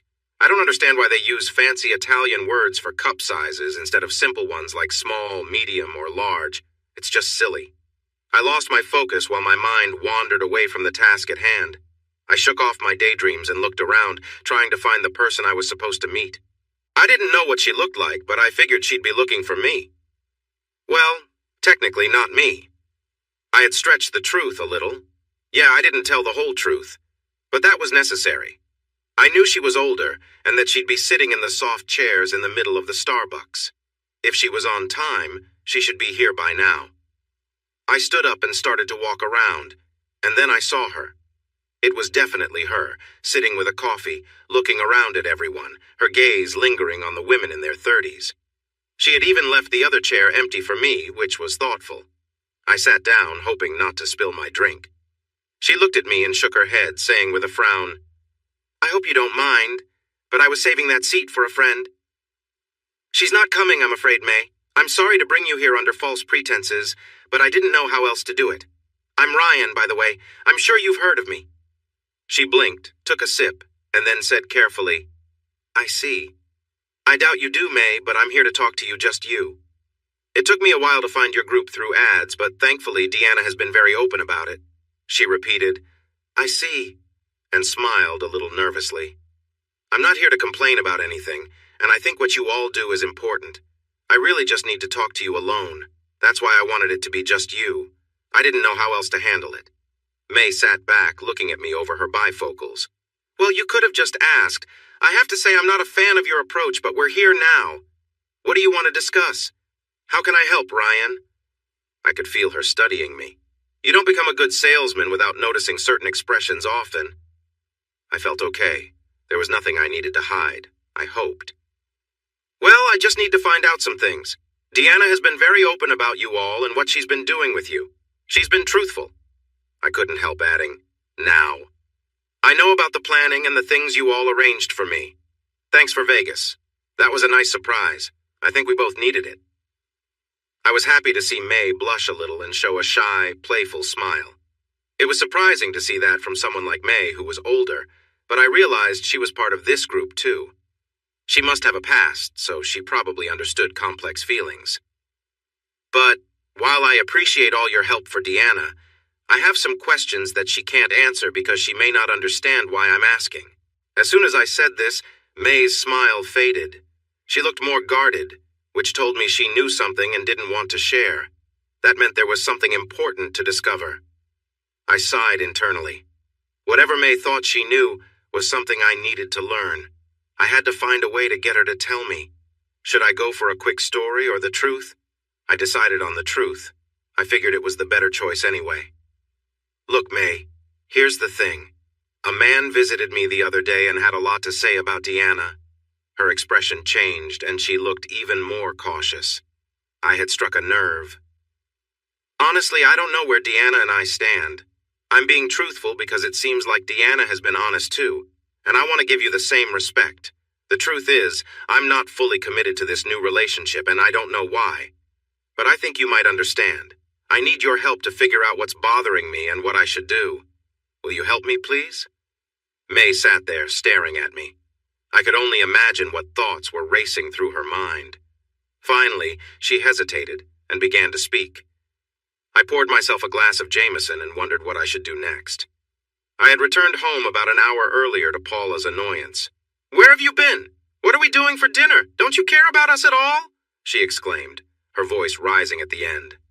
Eventually, I calmed her down with a promise of pizza. It seemed like we had that a lot lately. Who was I kidding? After we ate, I somehow lit a fire in the fireplace. The house I bought had a fireplace, and Jamie was getting really into it. He and Saffron were curious about how to make a fire that would light easily and what was needed for it. He even offered to clean it out the next morning, which was nice because I really didn't like doing that. He enjoyed both water and fire activities, which made things a bit complicated. I was not quite sure why he wanted to help, but I appreciated the offer to clean. So I sat and watched the flames, thinking about what to do next. Since I hadn't put the kids to bed yet and really wanted some quiet time to think, the little rascals were making it hard for me. They were running around, then I heard a scream and some light crying. I paused to see what Paula would do, and then I realized she was in her room with headphones on. That was smart. Just then, 2 kids burst in yelling, "Daddy! Daddy!" at the top of their lungs. They both tried to tell me how terrible the other was being, speaking over one another, which made their voices even louder. It was too overwhelming. "Stop!" I shouted, maybe a bit too loudly. Just because I felt lost didn't mean I could stop being a good dad or be harsh. "Sorry, kids," I said to the 2 wide-eyed children before me. "I can't hear when you both talk at once. What's going on?" Jamie jumped right into a long complaint about Saffron, saying she was mean and would not share her toys. He talked a lot without giving any real details, which usually meant he was in trouble but didn't want to admit it, so he needed something to say about his sister to cover up his own actions. When he finally stopped, Saffron simply said, "He pushed me down, Daddy. It hurt. I have a scrape on my leg. And he wouldn't say sorry, so I can't forgive him." She looked at Jamie and said, "Those are the rules. You have to say sorry so I can forgive you. Then we can play." Jamie mumbled, "Sorry," in a low voice, and suddenly, everything clicked in my mind. I understood what had been happening in the past few months, what it meant, and why I was acting the way I was. I realized what I needed to do, and why. In that moment, everything became clear. I had never experienced that before, but it happened. I knew what steps I needed to take next to move forward, both with Deanna and my life overall. Now I just had to act on it. Happy birthday to you, happy birthday, dear Trey, happy birthday to you. Deanna smiled as the singing faded and the waitstaff returned to their tasks. They were at Morton's Steakhouse in Rosemont, having just enjoyed a delicious steak together. The staff had brought out a cupcake with a candle and sang to Trey, who was sitting across from Deanna, looking embarrassed.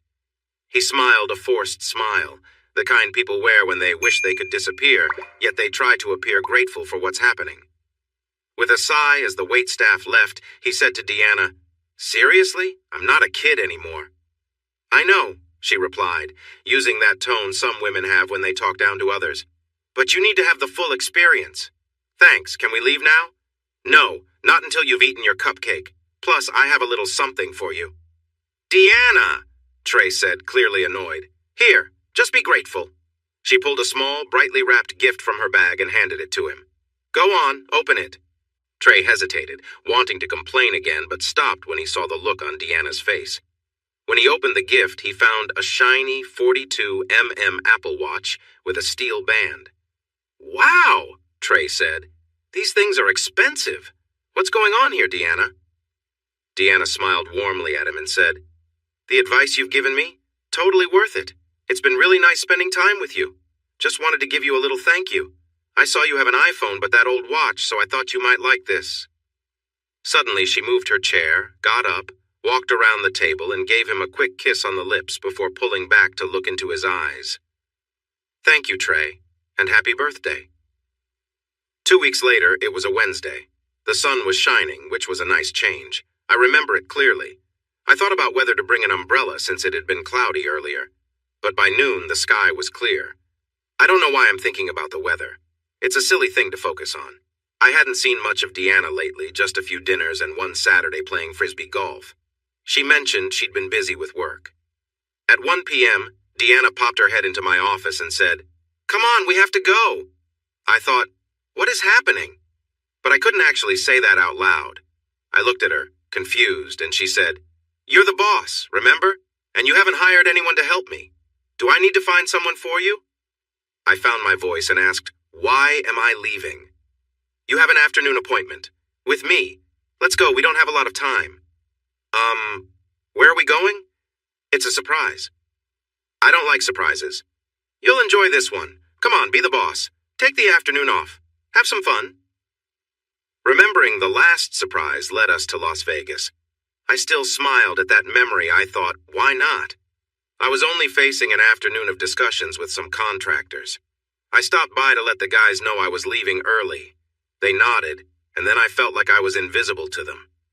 Deke and Kevin really get focused on what they're doing. When I went outside, I spotted Deanna by a shiny white Tesla. I could hardly believe my eyes. "This isn't yours, is it?" I asked, admiring the car.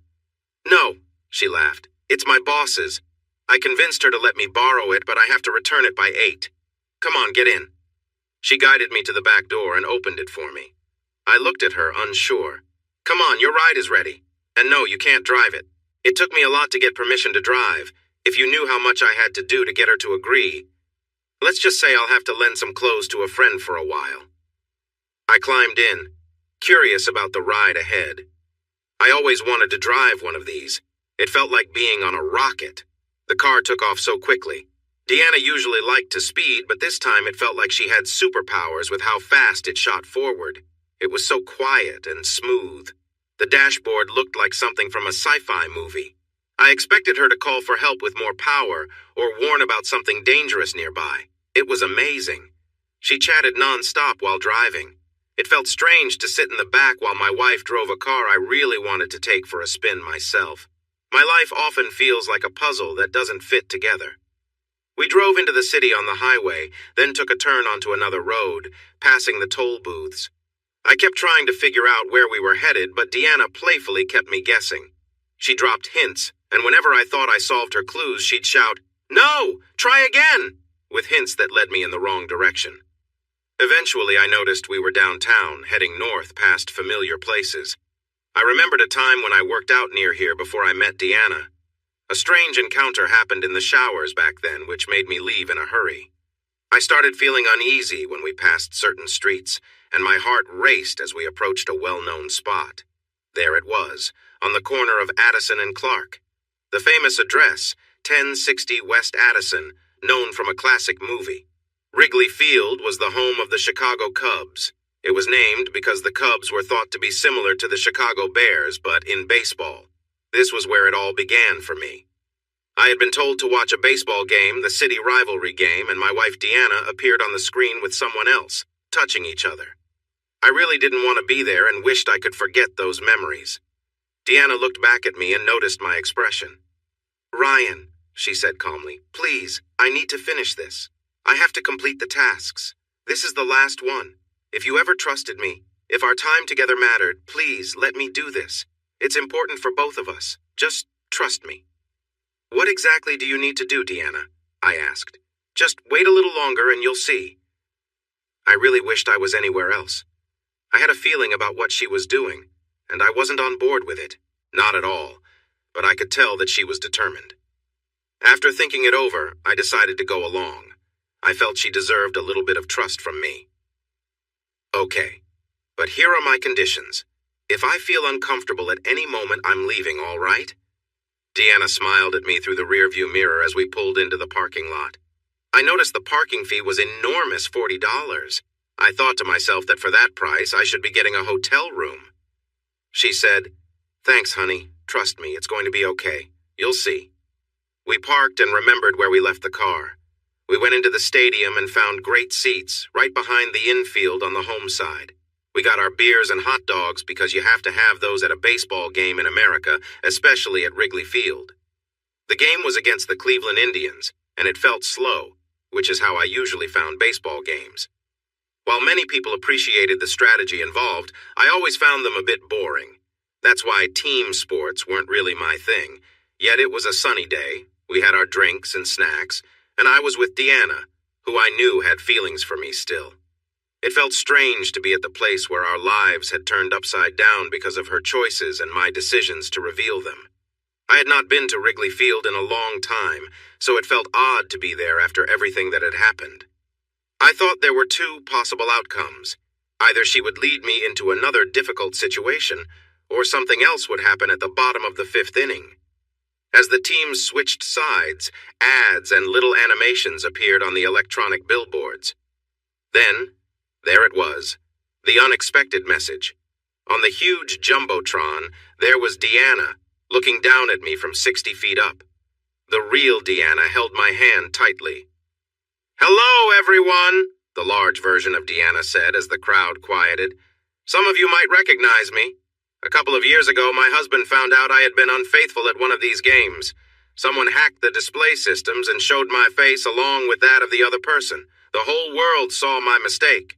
Now I'm here to apologize to my husband on this big screen where my shame was shown. I hurt you and our family, and I regret my actions. I have no excuse. I ask for your forgiveness. You are the only one I've ever truly loved. Please, forgive me." The crowd erupted into cheers and applause, with some people even standing up. I thought they would put the camera on us, but luckily they did not. If they had, and I said no, it might have turned ugly. About 30 seconds later, someone recognized Deanna and then me, and people began turning around, filming us with their phones. Deanna looked at me with a brave smile, though I could see her nerves. "Are you okay?" she shouted over the noise. I nodded sympathetically and shouted back, "Can we go somewhere to talk, just the two of us?" She smiled wider and nodded, so we got up and tossed our trash in the bin on our way out. Since we left early, we easily got out of the parking lot, and the traffic was light. We ended up at a bar called Irish Eyes on Lincoln. It was an old place that Deanna used to visit. She had dated the bartender there, but he was not a good person and often hurt her, so she had moved on from him. It was a bit ironic given our upcoming conversation. With another beer in front of me and a Diet Coke for her since she was driving, it was time for the discussion we had both been putting off. "So now you know why you had to trust me. It was something I needed to do," Deanna said. "I understand, Deanna, really. But I don't know how you managed to get through to them. That manager at Wrigley Field was really mad at me. How did you pull it off?" She shrugged. To start, I made a $5,000 donation to the Cubs on the Move charity, and I also had to arrange for some models I work with to attend a party they're planning later this year. It's routine for me. When you bring enough cheerful faces to a problem, it generally gets resolved. Wow, $5,000? That's quite a lot.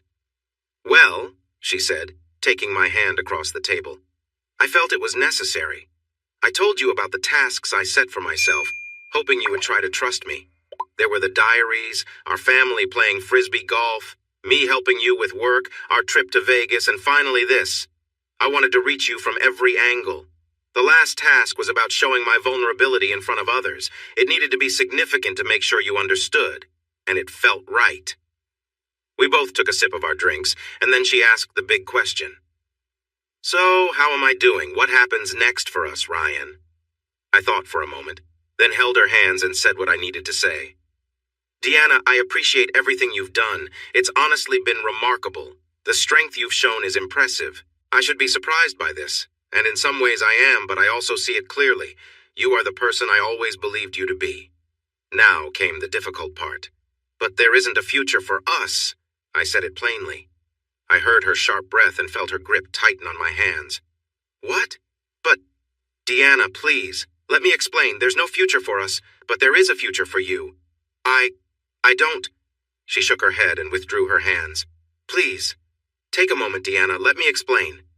She took a drink, calming herself as I continued. The truth is, I've been holding back, and you know this. You've been careful not to push me too hard. Even in your message, you asked for my forgiveness, not to take you back.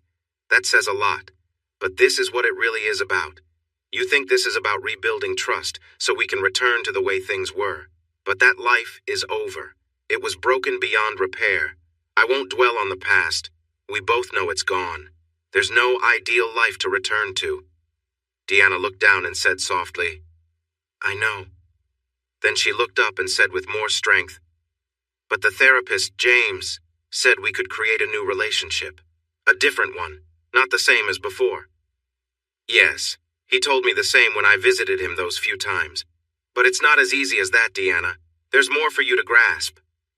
I took a deep breath and continued. The issue is, I think you've lost sight of why you are doing this. You are so focused on trying to get us back together because that was your instinct during the emotional turmoil when we ended things. I tried to convey it as gently as I could, saying, when I ended things with you, wouldn't have helped anyone right then. You are so focused on how to get us back to where we were, with me wanting to trust you. You haven't really considered if that's what I want, or even if that's what you want. You think you do because you had a life you loved, even if it wasn't enough to stop you from making mistakes. The truth is, both of us have moved on. You have your little support group, your job, and a life. You've made the best of what you have, and that's great. You've grown and become more than you were, and I'm truly impressed and proud of you. I took a deep breath. And then there's Trey. She looked confused. What about Trey? I told you about him. He's my secret weapon. No, Deanna, he's your secret crush. What? She exclaimed. No, he isn't. How can you think that? How can I think that? Deanna, how many dinners have you had with him in the past 2 months? I could see her trying to figure it out, desperately trying to prove me wrong. Finally, she came up with an answer. About 15, I think. Give or take a few. Right. 15. How many times have we had dinner? She went pale when I asked. While counting up her dinners with Trey, I could tell she knew the answer. About 10, she murmured quietly. Right, 10. So that's 1/3 less with me. But we didn't do anything like that, Ryan. You have to believe me. It was just friends. She spoke quickly, anxiously. Oh, I'm sure it was, in your eyes. But Trey came to see me a few weeks ago. I've been thinking about how to handle this for a while. Today's talk really brought everything to light, you know. What? She said, surprised again. Yeah, he came to my office. He had a few words about me not being grateful for what you had been doing for me. He is completely in love with you, Deanna. Can't you see that? She stared at the table, her face showing the shock when she realized a truth she hadn't seen before.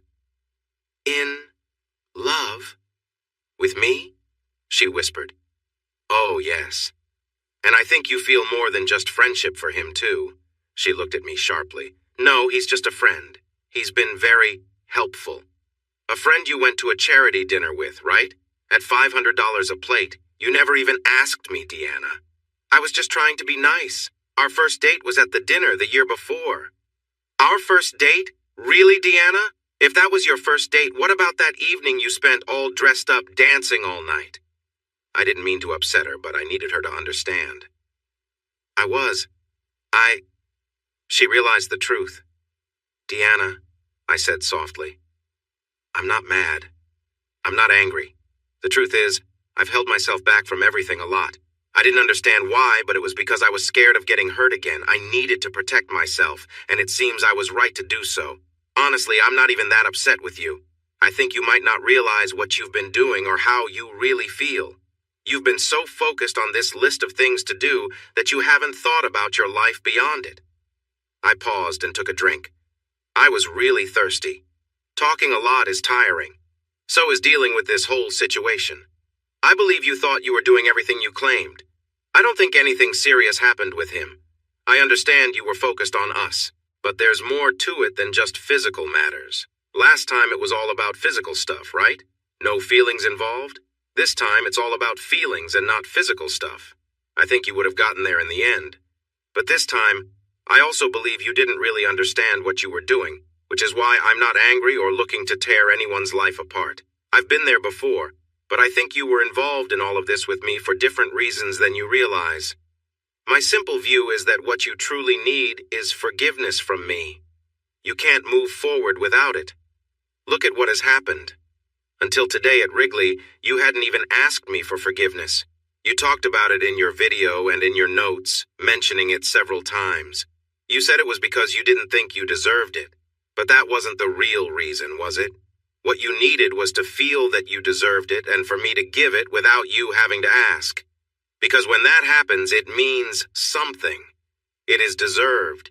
And that's what you need, and that's what all of this has been about in the end. Today, you realized I was ready to forgive, and your asking for it gave me that chance to offer it. I took another sip. Deanna just sat there and stared at me. Oh, I believe on some level you'd like things to go back to how they were. I would too. But we can't have it back. I could never trust you the same way again, and I'm sorry to say that. That might be more about me than you. I think you are trustworthy now.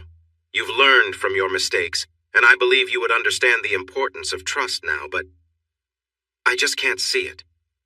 There was a pause, and then she said, all that stuff with Trey. How do you know? I met May. She looked up at me, her expression tense. May told you all those things? Don't blame her, Deanna. She cares about you. She's quite sharp. She notices more than you think. She mentioned how much you talk about me, us, our family. But she also pointed out how much time you're spending with Trey. And when he came to see me and knocked on my desk, well, Deanna, people don't just fall in love by sitting together at the movies. They need a reason to feel that way. You gave him that reason. It showed you were close, and all of this was happening when you were supposed to focus on us. But really, Trey became your best friend, not me. Maybe our past makes it hard for us to start fresh, and we can't go back to what we had. We love each other, and I know that. We share a lot together, and we have the kids. We connect well, too, but we aren't the perfect fit for each other. What happened can't be erased. We are better now, and I'm thankful that we tried and built a new relationship. But it isn't, and can't be, the new relationship we both need. We both deserve the best, and we can't be everything for each other anymore. Your closeness with Trey shows that, especially since it grew while you tried to be everything for me. There was silence again. She took a sip of her diet soda, looking down at the table, more to keep her hands busy, I think. I love you, Ryan, she said softly. I know, Deanna. I love you too. But we can't be together like that anymore. I think you know that deep down. But like I said, I believe you have a future ahead of you. You should see if Trey can be what you need. The kids and I will always be here for you. We aren't going anywhere. If the past few months have shown us anything, it's that we can get along and co-parent. We can still be friends. She looked up, her eyes meeting mine, tears rolling down her cheeks.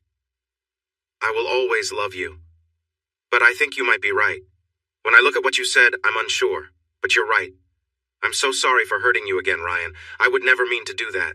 Please believe me. I know, Deanna, I said softly. I felt more upset seeing her cry than I did about my own feelings. I know, it's okay. You didn't hurt me. You helped me. I'm in a better place now. If I don't have my wife back, at least I have my friend and our family feels stronger. I'm not in the same place I was before. I'm still here and so are the kids. Nothing has changed there. You're always welcome for dinner and I hope we can visit you too. She managed a small, tearful smile. And Deanna, just so you know, I forgive you. I don't think you need it, but I won't hold on to anger. I need to move forward too. I hope this helps you. You have the forgiveness you need for whatever it is. Deanna stood up, walked around the table, and hugged me tightly. I received one last quick kiss, and then she left. I sat down with my beer and realized once again that I was in the city alone with no ride home. I cried, quietly, for myself this time. Well, I guess it's time to call for a ride. Trey frowned at the loud ringing of the doorbell. He was focused on his recipe, watching the bread dough rise. He needed to know when it was ready to go into the oven. He had tried adding sugars and honey to make a sweet bread. The doorbell rang again. He tossed aside the kitchen towel and shouted as he walked to the front door, "Okay, I'm coming!" He opened the door, ready to complain to the delivery person, but instead found Deanna standing there, shivering and clearly upset. "Deanna, what? Are you okay?" he asked, concerned. Deanna just stared at him, tears in her eyes. "Come in. Let me get you something," he said, confused by her distress. "Wait." She stepped inside and kissed him. It was an unexpected kiss, full of feeling. Trey was surprised, but quickly kissed her back. They pulled away when they both needed to breathe, looking at each other in silence. "I had to be sure," Deanna whispered, her gaze still locked on Trey. "I never thought I would have this chance," Trey replied, his eyes glistening. "Please, come in." He invited Deanna inside and shut the door behind them. So that's the story, pretty much. She left. I don't know where she went, but I can guess. I stayed and finished my drink. I should have had dinner, but I wasn't hungry. I thought about calling for a ride, but in the end I took the train downtown and then planned to take a train out to Naperville to sort things out. One thing I knew was that I didn't blame Deanna this time. I still found myself questioning everything. I wondered why I didn't feel the same way she did. Why didn't I react in the way I should have? She seemed to do everything right in that moment. While I had my moment of understanding, I still couldn't shake the questions about my feelings. I didn't want to feel this way, especially after learning about her connections with Trey, which seemed innocent on the surface. I still struggled to understand it. I knew how I felt, but I couldn't explain why. It just wasn't there. There were many feelings, but not that "I want to be with you forever" feeling. It had been there, and now it wasn't. But in a way, this realization set me free. All the self-doubt and questions about what I did wrong were still in my mind, but they no longer weighed me down as much. It felt a bit lighter, enough for me to move forward. Once she left, it felt like I had been waiting for something, and that feeling was gone. I didn't want her to disappear from my life completely. We had too much history together, and of course the kids. I still cared for her, just not in a way that made her my whole life. I realized I was more hurt than I thought. I spent a lot of time wondering if it was my fault after all. She really tried hard. Looking back, I see I was too broken. I had gotten better enough to keep living, but not enough to truly enjoy life or let loose. It took this change to help me get there. The important part was that she married Trey just over a year later. Paula was her maid of honor. I didn't talk much with Deanna about it. We had dinner a few times and only talked about light topics. She took me out to a nice restaurant to tell me about her wedding plans. She didn't ask if it was okay, she didn't need to, but I could tell she was a bit worried that I would react badly. I just smiled, wished her happiness, and jokingly told her to treat Trey well. She wasn't pleased, but that didn't matter. We chatted a bit about how things would change, and that was that. Paula wouldn't stop talking about it. You'd think she was the one getting married by how much she went on about it. And who bought her bridesmaid dress? Right, it was me. I didn't mind too much. She needed to earn it. She's my new helper in the front office after school and on weekends. She does okay, but I know it won't last long. which is fine because I'm not comfortable with how much time the new artist on the team spends out there or the way he looks at her. I've been dropping hints about being protective, but he just talks about his new gun, not getting the idea. I think I need to be clearer, something like, stay away from my girl and focus on your work. That might get through to him.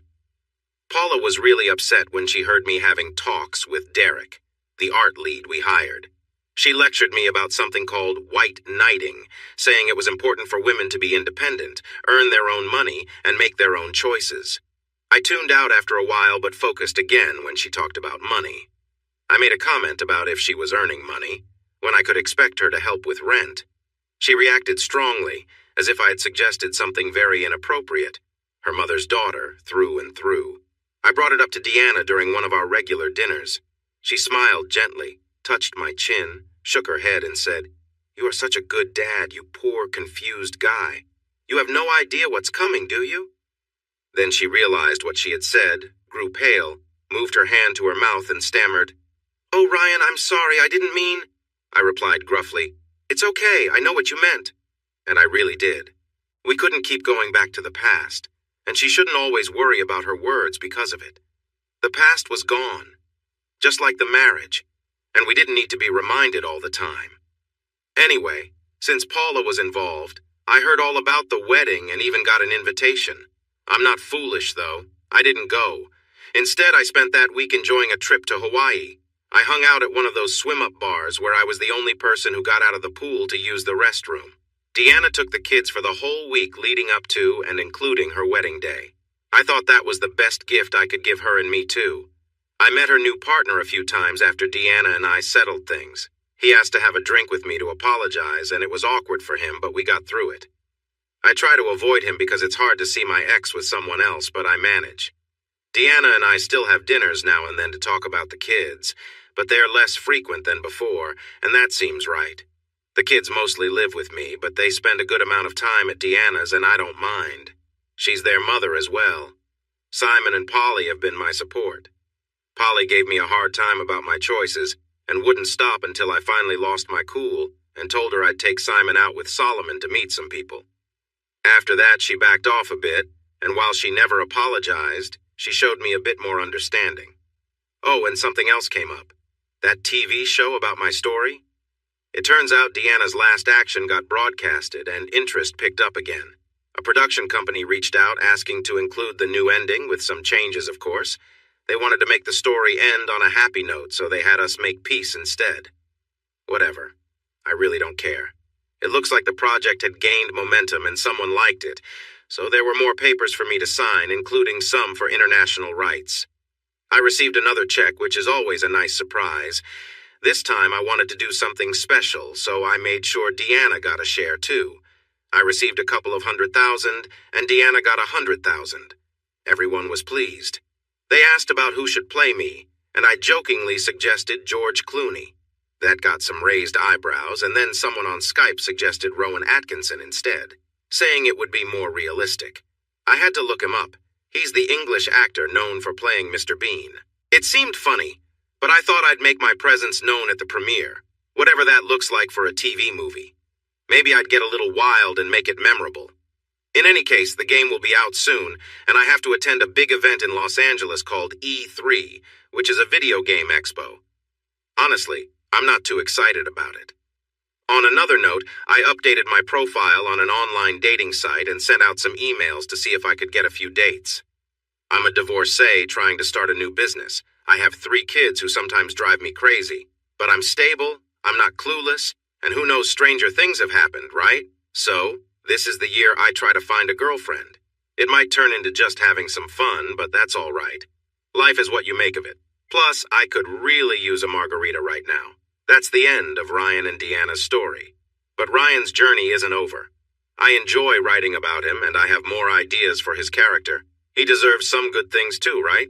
Readers may need to wait a little longer since I have other stories to finish, but Ryan will be back someday. Hey everyone! Thanks for watching. Don't forget to subscribe and turn on notifications so you won't miss any of the exciting stories we have coming up. What do you think about the characters in this story? Let us know in the comments. We'd love to hear from you.